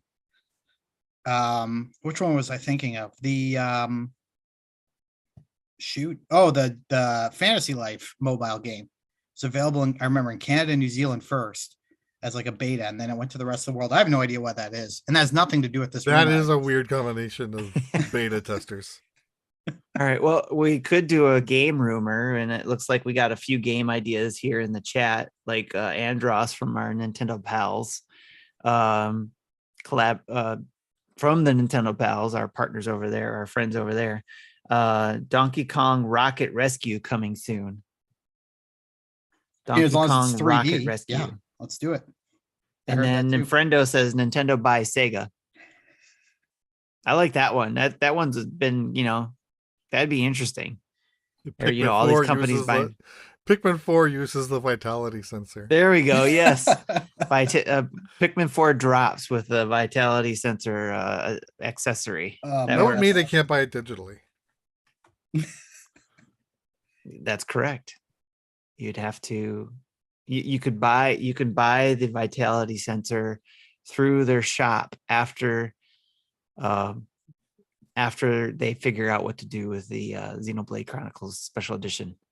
Right. Then you can pre-order that. I bet the vitality sensor will not crash the eShop. I think it would totally crash eShop. Everybody's going to want that. Well, here's Andros again. Donkey Kong Rocket Rescue was predicted by the AI. Oh, okay, that's right. He did the so the Nintendo Pals, if you haven't watched it yet, need to go watch that, unless that was a Patreon exclusive. I don't remember, but they did AI. They had AI predict the Nintendo Direct. They found, I think the Nintendo Pals found an app online through the browser where they could put in information, and then the AI would predict the rest of the information. That's awesome. So it was pretty fun to watch. Yeah. So my rumor is that there's going to be a Metroid Warriors game. Wow. That's my rumor. Right. Let's start that one. That's the next one coming out. They're not going to do the Metroid trilogy, Metroid Prime trilogy, or Metroid Prime 1 remake. Would Ridley or Kraid be enemies or playable characters? They would be be enemies. They'd be enemies. But you'd be able to use the hunters from the Metroid Prime Hunters game as playable characters. Like from the how about the characters from that soccer game on the 3DS? Oh yeah. Federation Force. It built in the Federation Force. Yeah, you could use those guys too from the Federation Force as characters as well. Oh no, those guys will be the extra characters running around getting beat up by the bad guys, right? You get to save them. Yeah, you have to go and save them when their territories or their sections get taken over or whatever. It's more work to protect them than they're worth. Yes. So, all right. Sounds like good rumors that we can start. Take those, do hashtag Metroid Warriors. We'll run with that one. All right. Let's move on to let's discuss.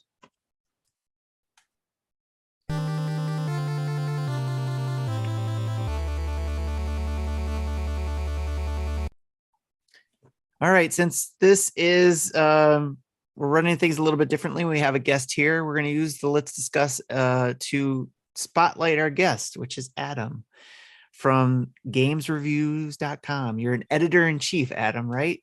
Yeah, I moved up the ranks. Nice. Tell us what you do over there and how people can find you either there or anywhere else on the social media. My work actually there is, and as you pointed out earlier, there's that extra S, games, Yes. reviews. A lot of people are like, what? I couldn't find it. No, I used to do a lot more than I do now in terms of public stuff. Like I used to write a lot more than I do now.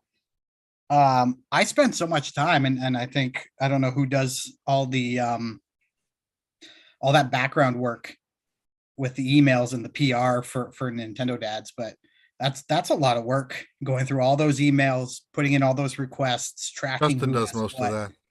Tracking who has what and the timelines, and then getting those angry PR emails where they're like, hey, what have you done with what we gave you? Right. So I'm doing a lot more of that now. We've grown quite a bit. I think last time I was on 2020. Was it 2020? 2020. Because we were talking. I have a question about that. We'll get to that. All right. 2020. So 2 years ago. Yes. We were doing like just video games at that point, mostly. And now we've moved into, and we've seen growth because of it, like exponential growth. We've moved into tech. So everything from cell phones. And so we've worked with Google and stuff like that to like, we work with iRobot on Roombas and Bravas. And, you know, we worked with Sphero on their educational robots and stuff like that. And then we just started somehow getting into the toy space. It started with like cool action figures and those kind of toys. But I mean, now we're doing Lego, Playmobil, a bunch of Hasbro stuff. And then this last year, we kind of moved into the board game space as well. So we've grown it a lot. We brought in a lot of new writers. And so I've had to write less just because we have more people writing now. So I don't get to do that as much as possible, but it allowed me to launch my YouTube channel. So I play a lot Congratulations. Mostly Nintendo stuff, although I've dual branded the channel. I have just Adam's Nintendo World. And then I have what I've called the Roffel Gaming Collective, where I'll play PlayStation, Xbox, Stadia, and stuff like that. But it's been a crazy kind of pandemic. I think the pandemic has been like, let's try new stuff. A lot of people. Right. And so I don't know if you'll know who this individual is, but I have a good friend up here in Canada, John Scar, who is he's the gaming editor for Best Buy Canada. And nice. Him and I talked, beginning of the pandemic about starting YouTube channels. And so he started one around Google Stadia. And then I did mine around Nintendo, and just kind of working together and talking through different things, because we had no idea. We went from 0 to 100 in like a month. And so you're trying to figure out like, what are memberships and what are emotes and what's this and what's that? And then all of a sudden it's like, oh, it's tax season. Well, this is interesting, right? So having him to help me out has been awesome. And it's a new skill, right? I do a little bit of video editing now. You have to get more comfortable doing stuff like this. Like I guarantee you, if you go back and watch that 2020 Nintendo Dads episode that I was on, I was probably much more reserved and or less natural than I am on this one, just because I'm a year and a bit into the channel now, and it's just second nature to just be able to talk about things. So it's amazing what happens when you get in front of the camera, right? Yeah. And in terms of finding me, it's just put a / and an Adam Roffel behind whatever social media you're going to. So whether it's twitter.com/Adam Roffel or youtube.com/Adam Roffel, I use a very generic one everywhere, and it's very easy. That's good. It makes it easy for everybody to find you and follow you if necessary. So, and if you're listening to us, make sure you give them a follow. Again, go to gamesreviews.com to check out that website.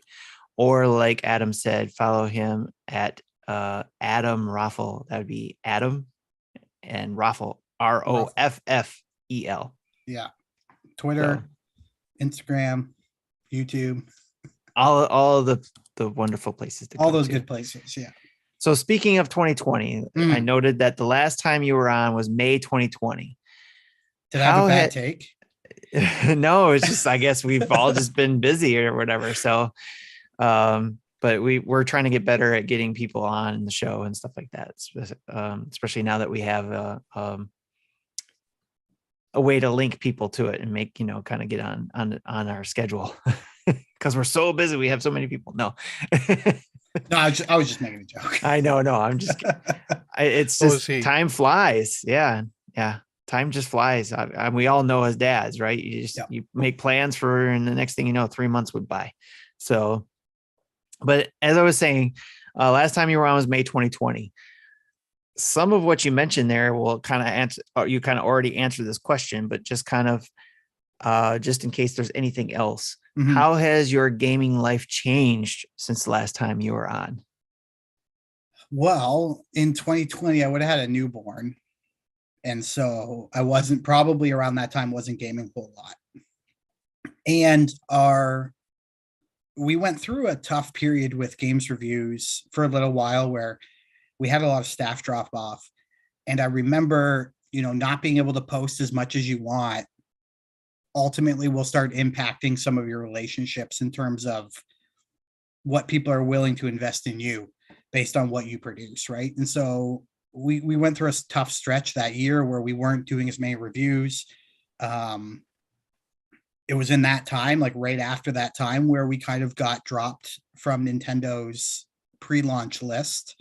We never lost it. Like we were still launch day. We got our code for review, and we usually, most Nintendo games, you play them over the weekend and post the next week. But we kind of lost that pre-launch, which that hurts. Like that's the kind of stuff that hurts. And it was a product of I had a newborn, just didn't have the time to invest in it as much as I wanted to. And so that's actually when, I was talking about playing The Witcher on handheld. That's when I just started way less on PlayStation and Xbox. And I was investing way more time on my Switch, which I think probably led to the reason why I started the channel. Cause I was like, well, I'm playing so much on Switch now and I love it so much. And I like interacting with people. So let's build the channel. As you guys might know, when you do build a channel, you don't necessarily get to play what you want all the time. Sometimes you're playing what's new. Sometimes you're playing what's hot. Sometimes you're playing what people just want you to play. And so I've taken more risks in the last couple of years with the channel on what I would play. Some of it has been tied to, I do tip jars on my channel for donations. So once we hit a certain donation level, I'll do something. And one of the donations everybody wanted was watching me play a horror game live. Wouldn't have touched a horror game with a 10-foot pole. And I do think, if you're going to go over to my channel and watch any of the videos, I think why can't I remember what it's called anymore? It was a recent one. And I think Koei Tecmo gave it to me. Okay, so it wouldn't have been Resident Evil. No, it wasn't Resident Evil. What am I? Okay. It was Koei Tecmo. What was it? Okay, I can't even remember. It's the one where you take the pictures. Take the pictures. Oh. Okay. The Nintendo franchise, or it might be. No, Fatal this Frame? one's good. Fatal Frame. Okay. Yeah. So I played Fatal Frame, and I would have never done that. But we had 20 something people watching the stream that night, and I turned the lights off and nice. I was just, freaking out. But it's stuff like that where you have this community that you build up, and I built up, and it's a small community. It really is, but it's active and fun. And so you start taking those risks and you start playing games you normally wouldn't play. Yeah, I was gonna and say, with did the you stream channel, Doki Doki Literature Club? Yeah, there you go. Or even and a couple times I stream things that selfishly and people say never play. If you start a channel and you don't play the stuff you love, you're never going to like it, and it's just going to tear you apart, right? But I ended up playing. If you play a game you don't like and you rage quit, people like that. People get a kick out of that, and they want me to play more games that I don't like. And that does not sound fun for me. I remember though, two things really sent my channel, it fast tracked it for me. I think I ended up somehow, don't ask me how I got, and through Europe, through Marvelous, I got Story of Seasons like a month ahead of the English launch. And I think my first video, and it's still going. I think it's at like 18. For me, it's big, by the way. It's at like 18 or 19,000 views. And then I did a 30-minute, like I was just like, you're challenging yourself to try to make something unique that no one else is doing, which has also changed how I played. And I was like, what happens if I took, because when Story of Seasons came out, it was, are you getting Story of Seasons or are you getting Harvest Moon One World? Like you're picking up one, right? You're probably not picking up both. And I for whatever reason, I don't even know why I thought to do this. I took 30 minutes of each game, put them on top of each other in a video. And then Nintendo Life picked the video up. And just that one just exploded too. And so I was like, all right, I think there's value in trying to play games I normally wouldn't play and things that maybe other people aren't going to play. And that might attract people to come over to my channel and see what's going on. So I did the Famicom Detective Club. Again, something else like a Nintendo launch that I probably wouldn't have touched had I not had a channel. And I was like, all right, I'm going to play these things all the way through. And again, I just piled up the views on those videos. And then of course, the next day you play Breath of the Wild and I got like 60 views. But I think since May of 2020, I think just because of doing the channel, I've opened myself up to new experiences, which I think has been like one of the best things I've done in my entire gaming life is trying new stuff I normally wouldn't play, and actually in most cases actually enjoying it. Except for Fatal Frame. I don't enjoy it, but I enjoy the experience everybody has watching me, so it's still somewhat enjoyable. Yeah. Nice. Now you got me wondering how many views the video I put out last week got, and I'll talk about that when I talk about what I'm playing. Okay. So speaking of what he's been playing, what have you been playing more recently? Even whether on your doing it on YouTube channel or on your own? The only thing I think I play on my own that I don't at this point stream, or at least I don't do at least one video on, is I still play NHL pretty religiously. I think all Canadians have to. It's just a requirement. 94? No, 20. Sorry, I gotta spend all that money on packs. That's an inside joke. Yeah, and NHL 94 is something that we want. The rewind. I love 94. It's so good. Yeah, we want it to come to the Switch. We've been dying for EA to bring some, if you're going to bring some games to the Switch, bring the rewind games over, I've seen the tweets. Yes. So I've seen the tweets. I know exactly what you're talking about. Exactly. So I always play that one, but mostly everything else is I'm always keeping up to date on the new Nintendo stuff. So tomorrow, after this, I will grab Fire Emblem and I'll start recording something that'll go up tomorrow morning, probably at 9. And I'm always playing the newest stuff. I like to look back at old games when new games are coming. So I've been playing a lot of 2 Point Hospital over the last couple weeks, waiting for 2 Point Campus to come out, and doing other things like that, like playing a lot of those tycoon style games as I wait for 2 Point Campus, because it's probably one of my most anticipated games this year. And nice, so it might not be a lot of people's, but it's definitely mine, and I can't wait to play that on Switch. Cool. Picked up Bug Snacks today. My son's been bugging me for it for like a month. And so I was like, all right, you have to go to the dentist today. I'll pick it up. We'll download it on your Switch so you can take it with. So I've been playing Bug Snacks. Very cool. Other than that, I'm just trying to think. I have Xenoblade Chronicles re-downloaded so I can hop into number 2 again in the next couple weeks. Disappointed with Strikers. That lasted about 3 days for me, and it's never been touched since. But yeah, I play a lot. Like I could probably list like 10 games, 12, 15 games I played in the last week. I jump around quite a bit. Yeah, that's me doing the same thing, but I like to try to finish at least one game in between all that. And Breath of the Wild has been my focus to try to get that done. Like I said before, Live Alive comes, but I failed at that last couple of weeks. I haven't been able to play any Breath of the Wild. So, but awesome. Very cool. I had another question in there quick question I had was, do you do this on the side as a hobby? I think this is something I'm not clear about. So I apologize if you mentioned this before the last time you were on, or you mentioned it before, but do you do this on the side, or is this your full-time gig doing gamesreviews.com? I do this 100% on the side. This is Okay. just something I do for fun. With YouTube, I've been able to, again, rather quickly, just because of the way the Story of Seasons content went, I was able to monetize that quite quickly. So on that side of things, I do have members there and various revenue avenues in that space. But when it comes to the website, it's a hobby. Nice.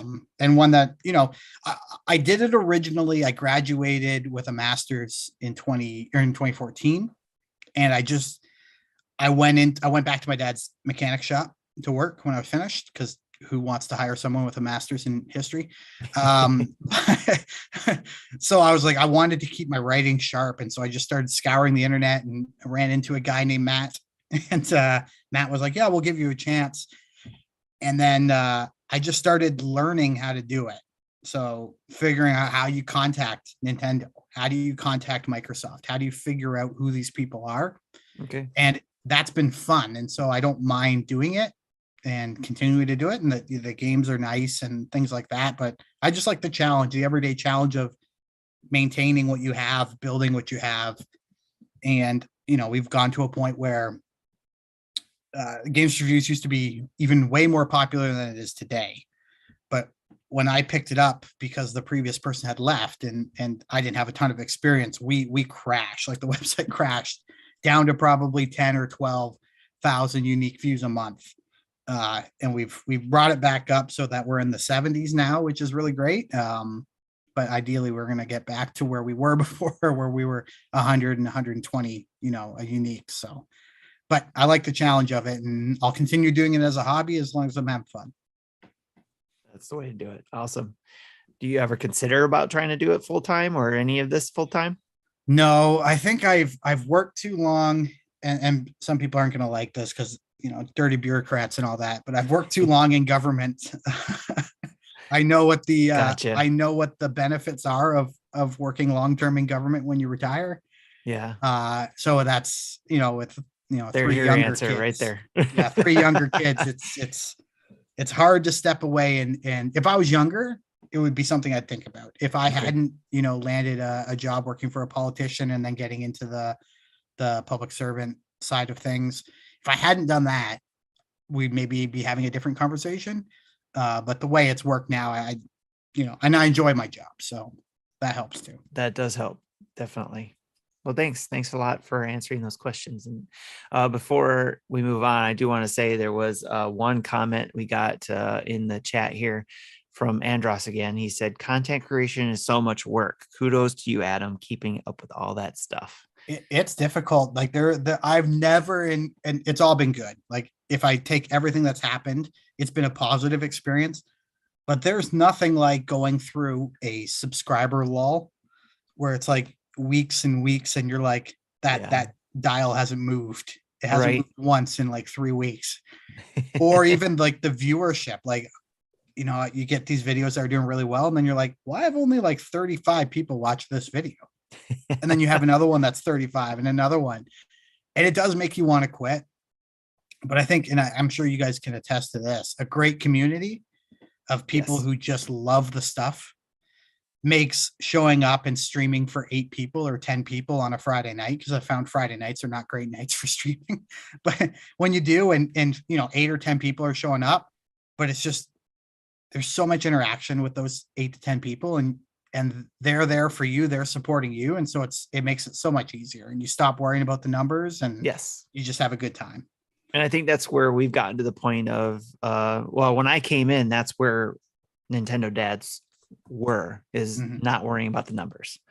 So, because I think Justin, Jesse, you can probably attest to this, and Marty and even Zach and Gary, when they were on, just, it might have started off as trying to get those numbers, but then eventually came about just being the community, just coming in, have fun, community time, and just watching the community grow into in some cases, their own podcasts or shows or YouTube channels. So, and then in other areas, just people out there having a good time. So, and then even connecting with other communities, like we talked about the Nintendo Pals or All In or Sean Capri's, community there, the carpool gaming area. So all kinds of stuff going on there. Yeah.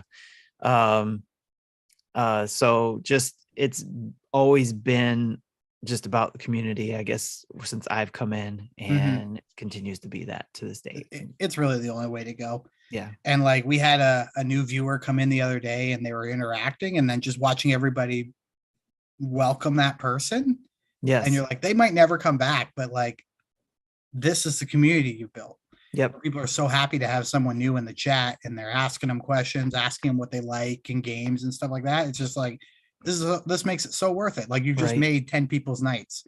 Yep. It's just like if somebody brought a stranger over to your house while you were playing some games, right? And everybody's hanging out while you're playing games, and everybody's chit-chatting, and they brought that stranger over, and they're trying to get that person involved. So yeah, excellent. And thanks again for coming on and joining us, but not like we're booting you off, but I just want to say thank you right now too. So for coming and joining us again, and hopefully I just downed the biggest coffee in the world. So I hope this goes for another long time, because I'm not sleeping anytime soon. Right. Yeah. Hopefully the next time you're on isn't so long though too. So, but I always love having you on here, and it's always great to chat with you. So, all right, Jesse, unless you've got something to add, we can move on to events. Nope. So I'll push the button.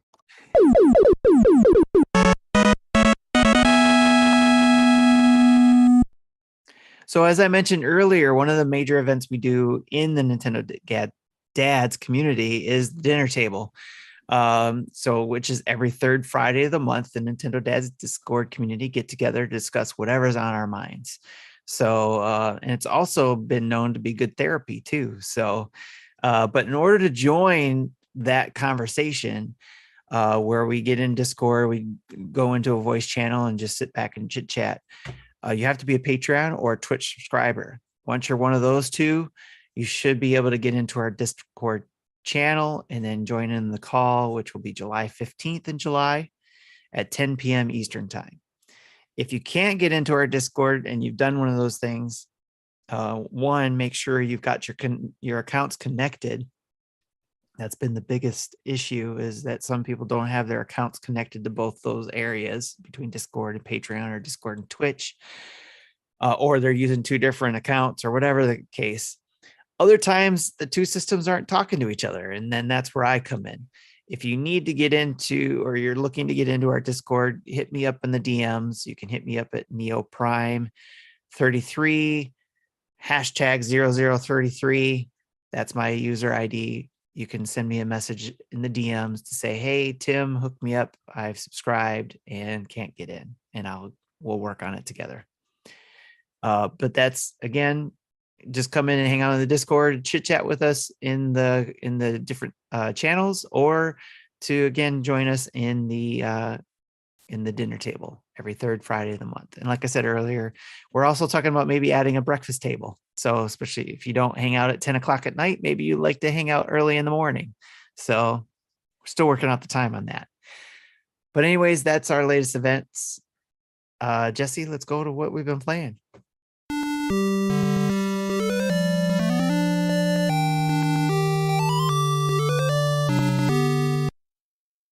All right. So Adam, we got to hear what you've been playing. Now you get to hear what we've been playing.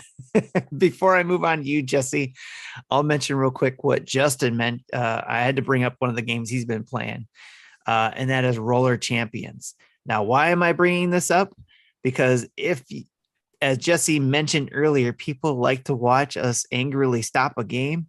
You need to go watch Justin's video on him angrily stopping that game, because apparently he was not having a good experience with that game. Does he legit rage quit? He quit the game and deleted it during his on recording. On recording. He was recording. And I haven't watched it yet. I just I had to do the thumbnail of it, so I saw him rage quit and delete it. So I was like, I need to watch this later too. So, but I had to bring it up as fact. And he even titled it, like watch him delete it or something like that, Why I deleted this game. Yeah, why I deleted it. Yes, thanks. So it was great. So go check that out. As to why you might not want to pick up Roller Champions, go check that one out. So, but with that, Jesse, what you been playing? All right, so I did start Kirby and the Forgotten Land. I think I got one world into the second world. Does that make sense? Yeah, I've never really liked Kirby games. I've always like played a level or two, and I'm like, I'm bored and stop. And I'm kind of feeling meh on this one as well. It's kind of the same, and I don't know if I'll finish it. I'll still poke at it from time to time because this is one of the games I'm renting from GameFly. Okay. And I just don't know what to say with it. I know I had some difficulty getting the car to do what I wanted it to do. Yeah, I saw that video you posted on Twitter. I forgot that you can jump. The car can jump. So I'm like, these levels are kind of long. I kind of don't, it decentivizes me from going back and playing it again. Okay. So you're like, okay, if I miss something, I'm not going back in to get that. At least not right away. I might go back later. But, and the boss level, I have a feeling that to unlock those secrets, you have to beat the boss with a different weapon. So you have to beat the boss 3 or 4 times. I'm like, that doesn't sound fun. I didn't like beating the boss the first time. I didn't get too far in the game either, but I don't remember that being. Well, at least one of them was, like if you beat a stage and you have hidden rewards that you didn't find, it'll reveal one of them. Okay. I think for bosses, one of them is always defeat it without taking damage. One is always defeat it within a certain time. The weapon one, I think, only happens maybe twice in the whole game. Okay, because the one it showed me was beat him with sword. Yes, that's in the first boss. Yeah. Gotcha. Yeah, so but I do understand what you're saying.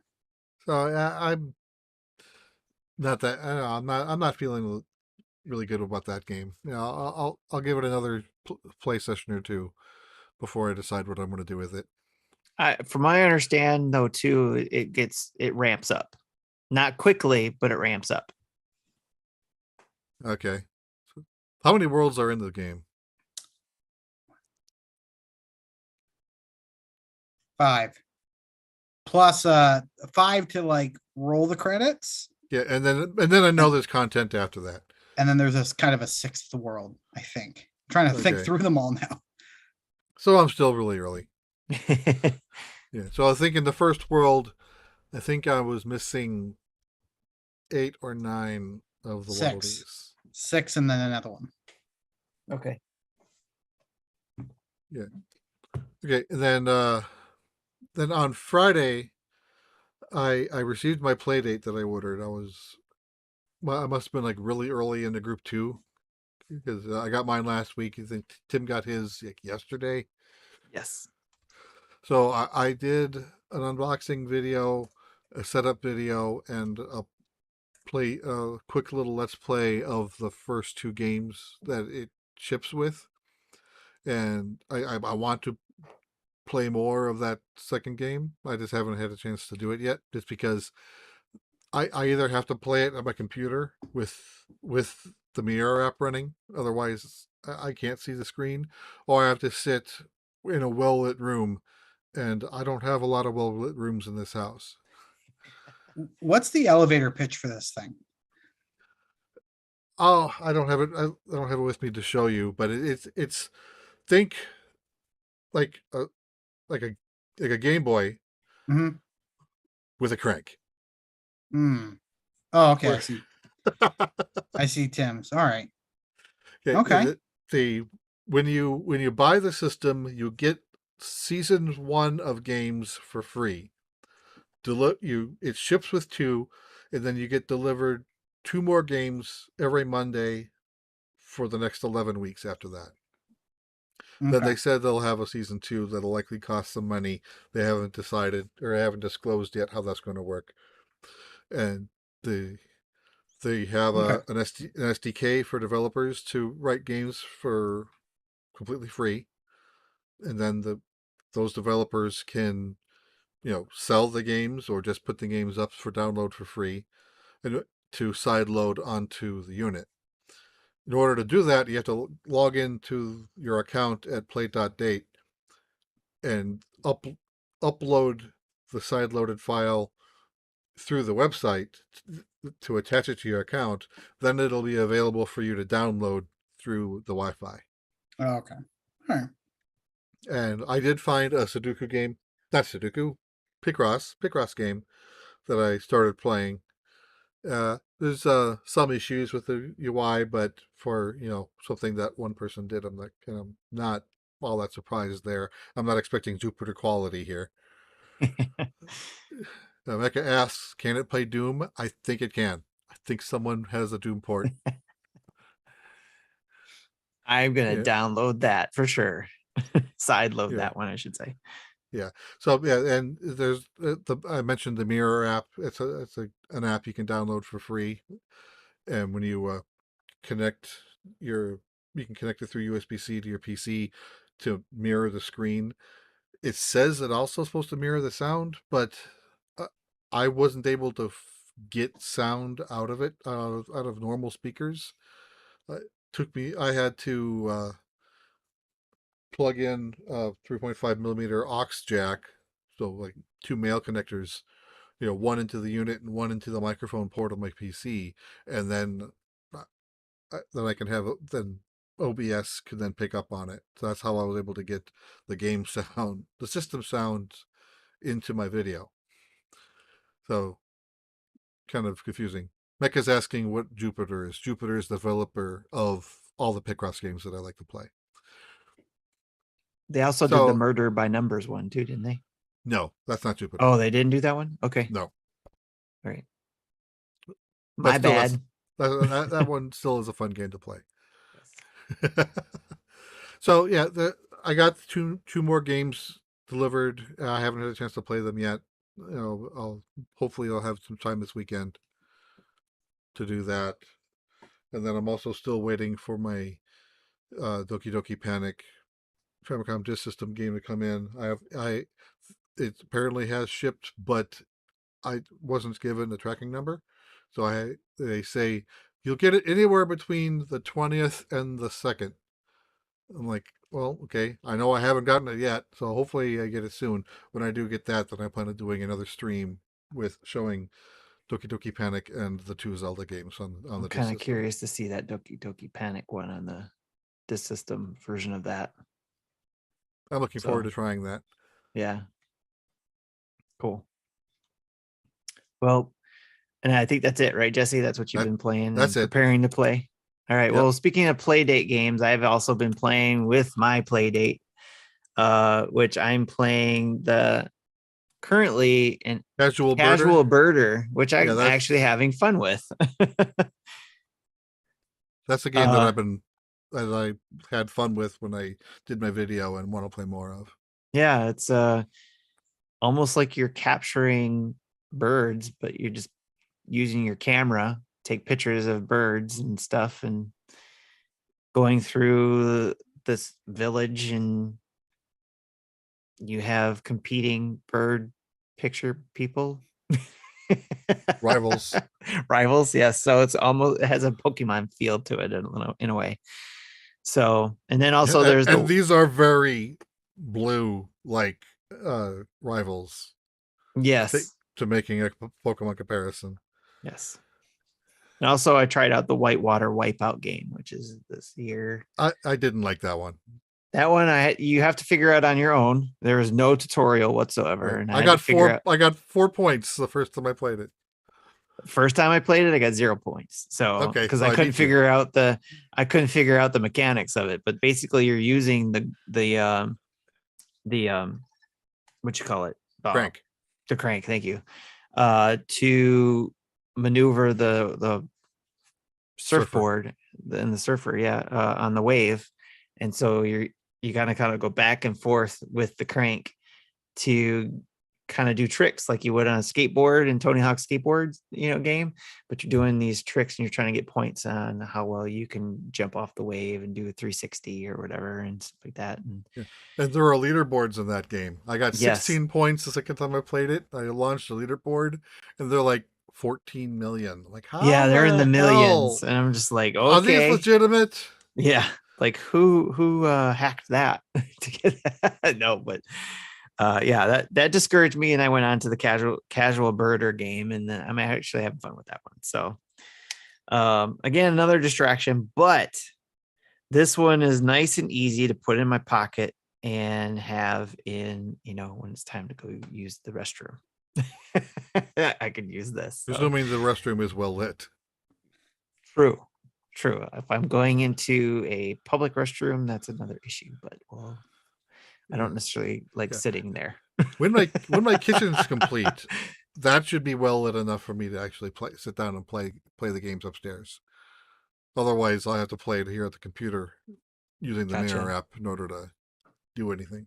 Yeah, I've been using the light here to help with it when I've been playing at my desk. But here at home, the bathroom lights are good too. Anyways, I've also been playing on my Nintendo Switch this week, which I just gave Justin the videos for. So I think the first one came out now and the other one will come out later. I played, first one I'll talk about is Wreckfest for the Nintendo Switch. I got a code for that and it launched on the 21st. I believe it was 21st. They were staggered, both these games, but this one was on the 21st. Wreckfest came out before on the PlayStation 4 and I believe the Xbox. It's basically a demolition derby game. And you can also not only do the demolition derby bowl type race damage with your cars, but you can also do demolition races. But I've been having a blast with this. I played it on the PlayStation 4 and had a blast with it then. But again, because this game is on the go, I am having a lot more fun with it. Just being able to go to bed and play this game, or something like that. So it is kind of like some of your other racer games where you get some goals that you have to get and points you get from those goals. And then you get experience points where then you can turn those into coins, or some of it comes with coins depending on what experience you gain, and then you can use those coins to buy things for your cars. You also unlock parts and cars and all that kind of stuff, and just I'm having a blast with this.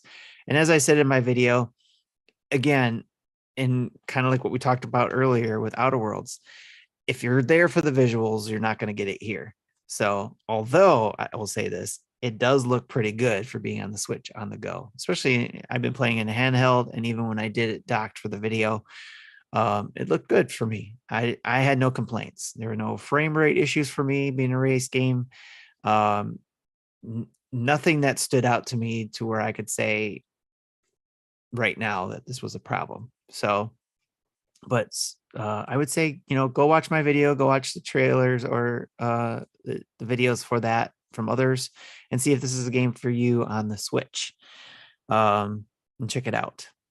And as everybody knows, I like my racing games anyway, so this fits the bill. The other game I got to check out and got a code for is Fire Girl Hack and Splash Rescue DX. Oh my gosh, this game is so much fun. I've been looking forward to this game so much when it was announced. Was bummed when it got delayed in 2021, but finally came out now. So it should be live for you to get. It is considered a rogue light. If I remember correctly, I get those two terms mixed up because you're still using the same character, but when you die, you do go back to your firehouse. You still get to keep the money, some of the money you got I shouldn't say die. You when you get injured from a fire, you go to the hospital and you have to pay half of what you earned to get better. So It's like at least losing at in this point, Pokemon. yeah. So it's at this point in the game that I've been playing, I lose half. So, but for me, the way I've been playing is I've been trying to grind out earning money so I can get the $50,000 upgrade to my water system where it automatically pulls water from the air. So to give you a comparison, the other upgrades are $1,000. This one's $50,000. And whenever you complete a mission successfully, which is beating the time of the fire and rescuing people within 2 or 3 minutes, you get about $2,000 plus extra money from the fans you collect from the media you get from doing the rescues. You're getting fans for putting out Yes, fires? you get fans for putting out fires. Okay. And then rewards and stuff like that too. So there's definitely a lot of content here. I probably didn't do it justice in my video because I died both times I got injured both times in trying to rescue it. Because you basically, each building you go into right now, at least at this stage of where I'm at, each building I'm going through is generated differently. So randomly generated. And I have to go through and find a way to get out of the building as well as find people to rescue. There's usually 2 people at this stage. It might be more when I get later on. Rescuing people from buildings is not the only board you get into. If you watch the trailer for this game, there's other ways of traversing through the game, really exciting ways, and I'm hoping to get to that. But right now where I'm at, I'm still a rookie, essentially, still trying to get my way through it, but I'm having a blast and hoping that I'm not going to get discouraged. That's what I worry about, is getting discouraged that I'm not I've been going to on the make it fence far. on this one. Yeah. I just looked up a trailer for it, so it looks actually pretty good. You're right. I love the visuals in this game, and that's what sold me to begin with. It's kind of almost like that 2D HD effect to it. Kind of like a Paper Mario effect to it as well, or like on the Wii, when it was out on the Wii, that 3D effect where it goes to the side or whatever, but still looks 2D. So the visuals on it look great. The way it's playing right now, the gameplay is fun. The mechanics are fun. I don't feel like it's a lost cause yet. So hopefully I'll be able to report back on this again next time. But again, Fire Girl Hack and Splash Rescue DX is what I've been playing, as well as the racing game before that, Wreckfest. Go check those out. Those videos will be out soon if they're not already out by the time you heard this on our YouTube channel. So that's what I've been playing. Let's move on to the community spotlight.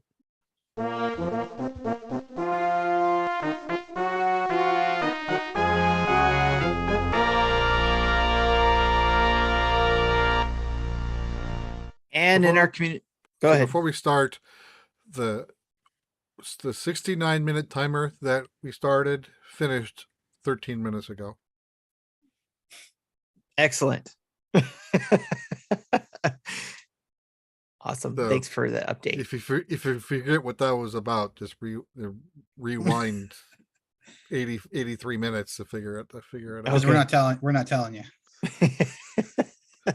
All right. So this is where we highlight our awesome community and their questions. And also we mentioned some of our contests that are going on. We don't currently have any new ones going at this moment, but look for our social media channels to see the latest one we have going on in July. Once July hits, we'll have a new contest then, giving away a game, which I think we had a poll up for which game we'd be giving away. Don't know where that stands right now, but you can go to our Twitter page to see that poll there. As well as we have all kinds of things going on in our Discord as well, where we do, things between the monthly mayhem that the Dads After Dark show does, and the Strikers Club and that they're doing there. The exercise one, or the chubby one they're doing there. So we got all kinds of stuff going on there. I can't keep track of all that stuff. So, and that's right. The bounty boards, the achievements that the Game Pass news guys are doing over there. So yeah, lots of stuff going on. So, but with that, let's go on to some of the community questions we got going on. All from Discord this week. And if I missed anything from emails, I apologize. Jesse, I don't know if there was anything in the emails. I didn't see any. Okay. All from Discord, it looks like. So let's start off with Chris HL94, our popular NHL 94 guy. After the huge revelation on the dinner table, last one that we were on last month, that I was DJ Showtime in a previous life, I have to ask the dads, did you know? Jesse, did you know? I did not know. And further, why haven't you used my celebrity status on the podcast? I just want to clarify that I was not that big of a DJ. I did DJ, yes. And my DJ name, although I didn't advertise it as such, I jokingly would call it DJ Showtime because I could capitalize the TIM in Showtime and say Tim within the word Showtime. So, it was clever back in the 90s, right? So late 90s, early 2000s. But anyways, I did do DJing for parties and weddings. It was my own little business and it was mainly just for friends. That's hard work. So kudos to those DJs out there to do that stuff because that's hard work. But I had a blast doing all that stuff. Then I mentioned that the closest that I got to being a DJ was I was a bingo caller for 3 years from 98 to early 2000. B9, B4. Before what? Right. I also wanted to ask, this is Chris HL's continued question. I also wanted to ask all the dads who else was a secret DJ before they joined the show.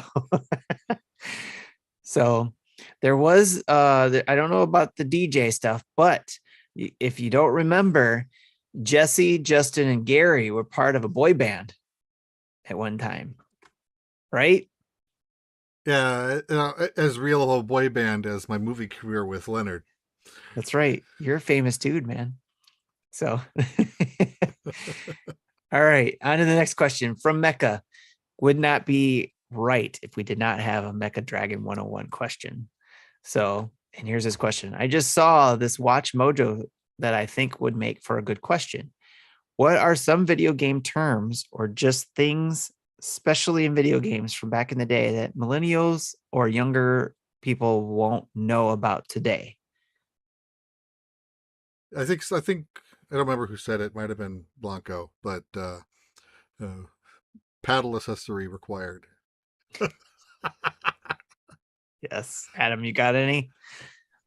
No, the only way I think about it is, and I don't even know if it has an official name, is that when you had to have the expansion pack for the 64. The 64 itself, yeah. Yeah, Real expansion pack. I saw, and I don't know who it is, this online company that sells used old games. And they sold a copy of Donkey Kong 64 and they had to also ship an expansion pack. And I was looking in the comments, people were like, why was an expansion pack necessary? It's because the system wouldn't play the game. Right. Or you can even go one system further and talk about the FX chip, how cartridges had to have that extra chip in order to do these fancy things on the cartridge. Yeah. Well, I also remember NES has been doing that lights. Too. True. The lights for Game Boys. Yes. You could buy and plug in the side. And my son has a Game Boy, an old Game Boy, and he's like, "What's this port for on the side? It looks weird." It's like, that's where you plugged in the light. Accessories. Need for accessories, yes. Yeah, I think another thing I said in another answer I put in that thread was, like, because you can't patch a cartridge game, the Nintendo and other companies would sometimes put out revisions to it. So the only way to get the revision is to buy the game again. So yes. I said, hey, let's trade in our old copy of Ocarina of Time to buy the update. Yeah. Oh man. I'm still trying to think of video games from back in the day that millennials or younger won't know about today. Well, How about the e-reader? Yeah, e-reader was. I never had an e-reader. Use a card to add your hidden items, like in DLC via cards. Yes, DLC via Yeah. cards to add extra content to Or- Super Mario 3. Or something that I've had was reminded of when I was getting my Famicom disk system set up is having to tune a TV to a specific channel to play your console. Yes, that's right. Channel 2 or 3. Yep. Yeah. Not in And your then- case, Jesse, but Yeah, in the Famicom case, the Switch says channel 1 or channel 2, which actually corresponds to channel 95 or 96 in North American frequencies. there you go. Very cool. Also, he had to add a question to this. What games are you dads getting from the Steam summer sale this week? Adam, do you buy any Steam games? Nothing. I rarely buy Steam games. Jesse? I buy Steam games from time to time. Not often. You know, I think like not Lawnmower Simulator, but Power Wash Simulator was one of the last ones I bought last year. I originally bought it last year as a joke that I streamed on Father's Day, and I ended up really liking the game. And I haven't played it since it's gone full launch. It was early access, but I had played through every scenario in the game. Nice. So Nice. I thought I should, now that the game is fully launched, or if it hasn't, it will soon. I should update it and see if there's any new scenarios or if I've still tapped out and everything. Nice. Now, if I had the Steam Deck, I probably would be into the summer sale, but I don't, and I did not put an order in for one. So I do play PC games every now and then, but yeah, I'm not looking to go buy more games to add to my backlog. Yeah, I don't buy a lot of Steam games. Most of my Steam library is the result of like Humble bundles. Like I haven't heard of them doing that in a while, but they used to have Humble Bundle bundles of games all the time, where you spend Yes. 20 or $30 and you get like 10 games. Yes. Yeah, that's true. All right. So great questions, Mecca. Now we got a question from a community member Discord. His name is XLongX. His questions are: are there games that when you see the trailer, you are super excited for it? In fact, would have bought it if it released that day, but it has a release date 8 months down the road. And by the time it releases, you have lost all interest in getting it. Do you remember any games like that? I think the only game that's really happened to me was Card Shark. Okay. It was interesting. Sounded interesting to me when they first announced the game, and then when they kind of did a more deep dive trailer, I'm like, this isn't the game I want to play.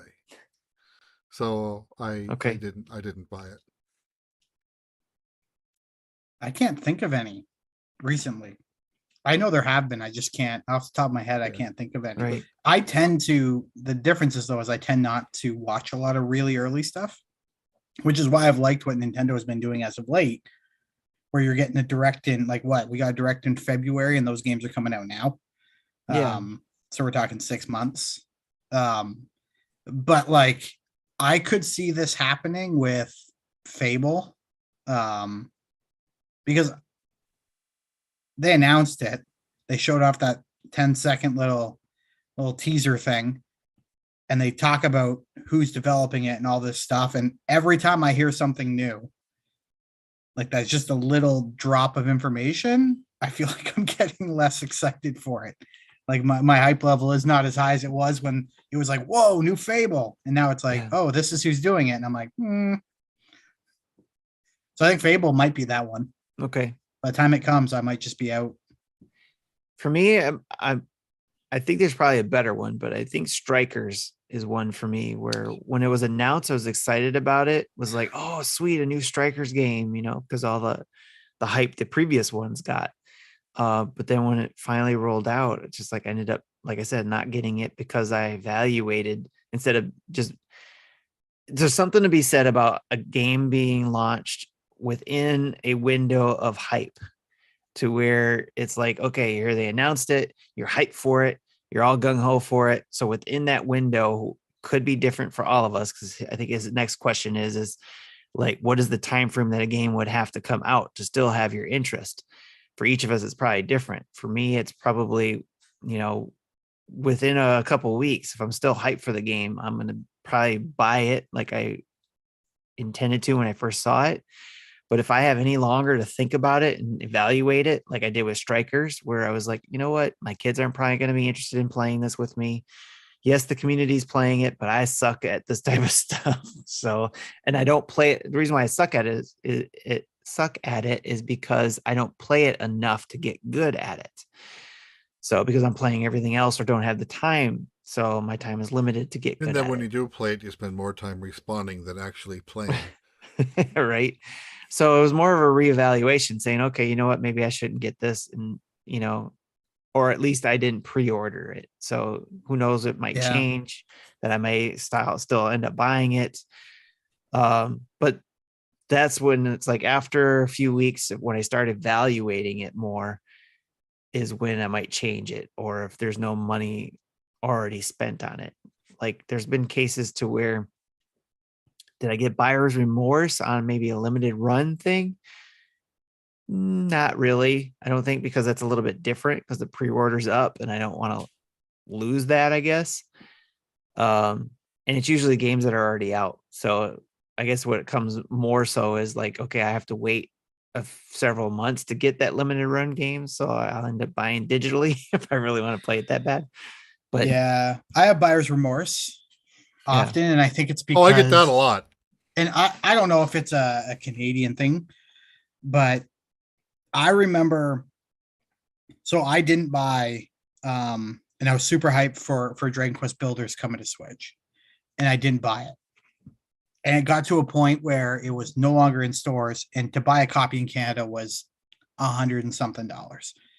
Found out through a friend in the US that he bought it at GameStop for $25, but in Canada it was stupid expensive. And so when Ni no Kuni started coming out, I snapped them up. And I didn't play them right away, but I snapped them up because I was like, I don't want to miss this. And you can still buy that at GameStop here. Like, it's so cheap. yeah, And I'm like, oh man. So like, it's that's the stuff that gets me now. right. Is not knowing. I could be super hyped for a game or even somewhat hyped for a game, but not knowing what that release, like what the availability of a game is going to be, is now what throws me. That's what throws me now. Like a first party Nintendo title, for sure, I'll be able to buy that in 6 years, 10 years. But some of these ones that are coming over from Japan, and you're like when you're looking at those limited run games, Yeah, it's like, oh man. But I think when you mentioned Strikers, I got it because my kids wanted it. But that is one that I lost interest in over time, same as you. I was hyped, super hyped, because I have fond memories of playing past Striker games. Yeah. If Nintendo had a longer than was it even 6 months, 5 months from when they announced it? March, April, May, June? I can find Seems out like when it was forever. first. I think it was February too, was it not? I don't remember. It was February when they announced it. Yeah. Yeah. So Okay. 4 months. I think that highlights, and maybe this is a hot take. I don't think it is. I think it highlights how poor of a launch Strikers was, that I was able to lose so much hype for a title over 4 months. Like, to me, 4 months is not a long time between a game announced and a game launch. Yeah. When you think about how far in advance PlayStation and Microsoft are announcing games, like Right. Nintendo gave us 4 months, and I lost hype for a game. I love soccer. I love Mario. This should work for me.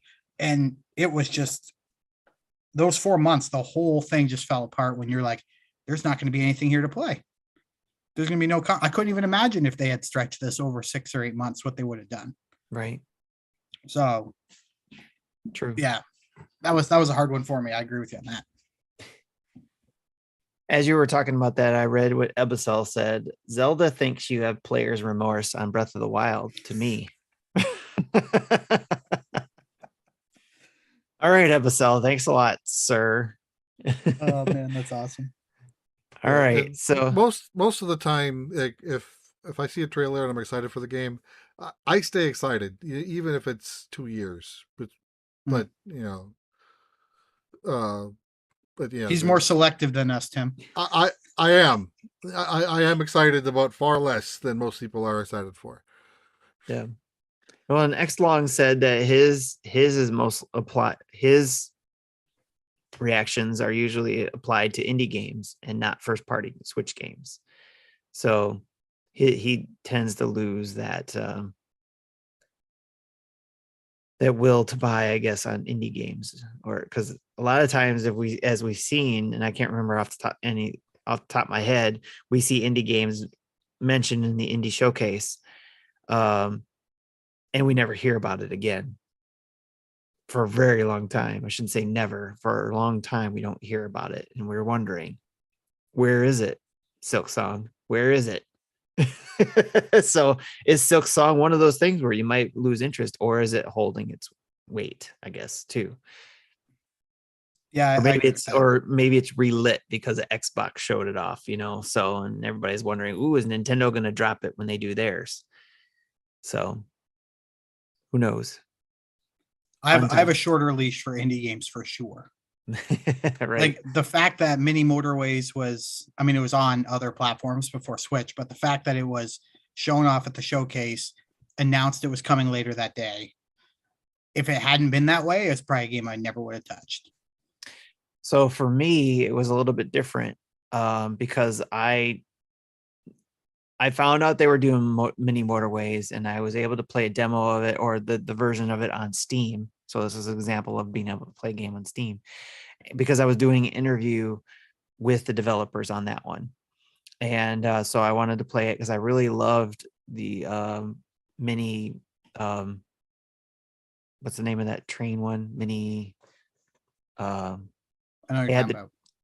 What's that? I know what you're talking about, but the name's slipping me. Yeah. Oh, geez. Anyways, the one that's the mini subways, essentially, where you're doing all the different tracks for that. I really loved that game, and that one came out for the Switch as well as mobile and all that kind of stuff. And then when I found out Mini Motorways was coming, their sequel to that game, I got really excited, wanted to play it, got to play it on Steam, interviewed them, and found out that it wasn't coming until 2022, beginning of 2022, but it obviously got delayed. So I already knew it was coming, but I didn't lose interest. I didn't play it as much anymore on Steam, although I played, we played off and on the computer while I was waiting for it. But then I stopped because I was just like, okay, I'm going to wait till it comes out on the Switch. Thankfully, it has cross progression.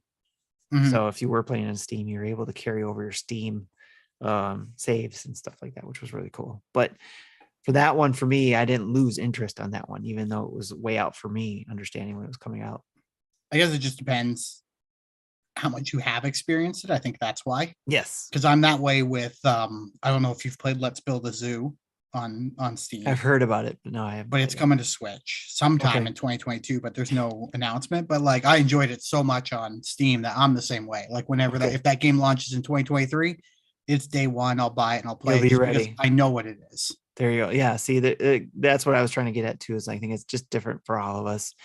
There's going to be a certain window, certain things that just, like for me, Metroid Prime 4, it's like, yeah, all I saw was the title. I'm still hyped for it. Mm-hmm. I'm ready for it. So, but yeah, great question, X Long. Great question. So, that's it for the questions that we got this week. Again, if I missed your questions, just let us know in the actually or feedback in Discord. Let us know, and we'll try to add it to the next show. Let's talk about the NINDADS family of podcast spotlight. I'll go over a brief summary of what's been going on in our other podcasts, so you go check them out if you are interested. Like our Game Pass news group, those guys over there, they dropped episode 58. The episode title is called Jabba the Nook, which I thought was pretty funny. I'm sure that has something to do with their weight loss, which also has something to do with some of these topics, like the biggest losers. Nick and Sean talk about being the biggest losers in podcasting, which I think they were the top weight loss people in their chubby Discord channel. They examine Redfall and Starfield, their favorite Xbox Bethesda showcase drops, their surprise drops, and also they talk about the things that happened this week in Game Pass.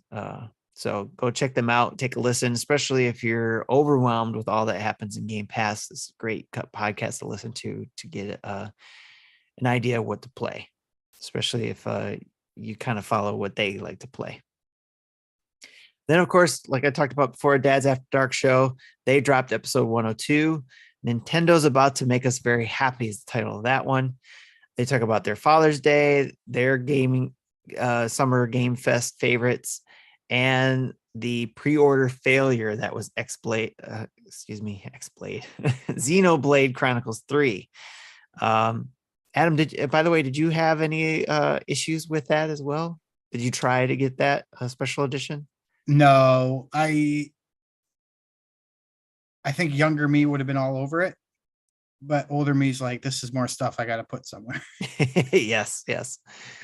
That's a whole other topic. That is a whole other topic. Stuff. Yes.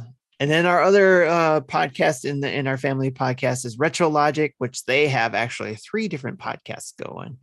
They recently dropped episode 8 on topic retro, where John talks with Chris, our very own Chris HL, and Wondrous Will about Bionic Commando. They talk about that. Episode 82 of Retro Logic dropped, where they talk about beat 'em up games. And then episode 25 of Retro Groove, they talk about the albums that dropped or sold 25 million copies. And by the way, Retro Groove is on hiatus for the summer as they get ready to do their next season, if you will, of their podcast. But I highly recommend that if you haven't listened to them, now's the time to catch up with them, especially if you're into music. Great topics that they talk about over there. So with that, anything else anybody want to mention before we close out the show? Jesse? Yeah, I can't think of anything. Adam, any last words? No, just thanks for having me on. This was fun. Yes, thank you again for coming on. It was a blast having you on, and can't wait to have you on again. That link we sent you before, again, you can always use that link. That same link should work, and feel free to schedule yourself another time. I probably will. All right, cool. With that, this is where we close out the show.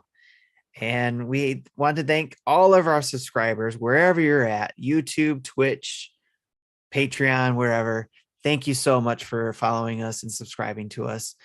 Right now, we're over 6,250 subscribers on YouTube, and we've got 1,377 followers on Twitch, as well as 42 Twitch subscribers. So very much appreciative of you using your money to subscribe to us, or using your Amazon Prime subscriptions, your free subscription there, to give it to us. So we appreciate it very much. Again, doing those things in Twitch or in our Patreon will get you into our Discord. Come join us there for a good time.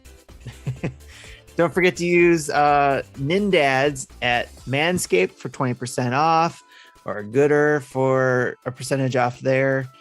I think there's another place we can use it. The drinks. What was that? I can't remember the drink's name. It's not nearby me. I can't remember. Is it the Glitch? Glitch. Thank you. Glitch energy drinks. Jeez. You can use the NINDADS there as well to get 10% off.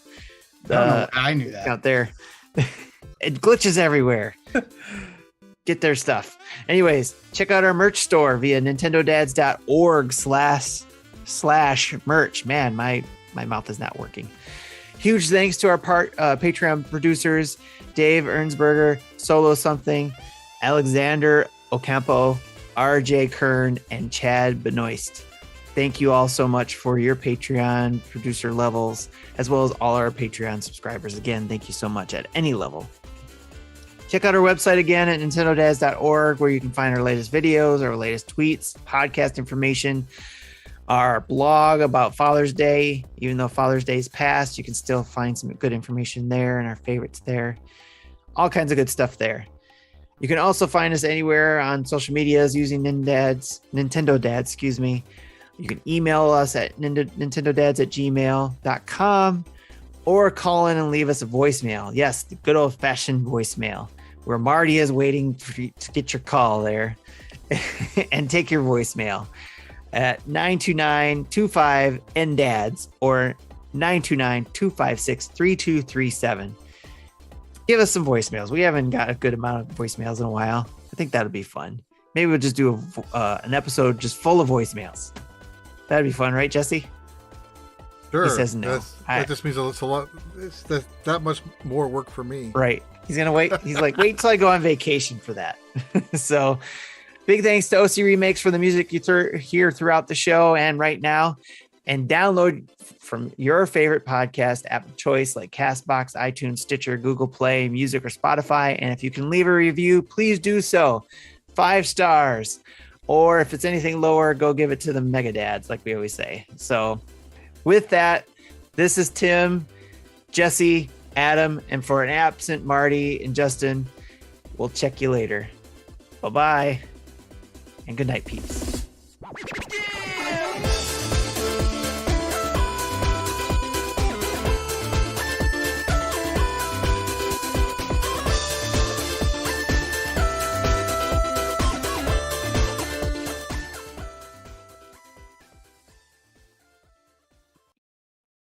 Thank you for listening to Nintendo Dads.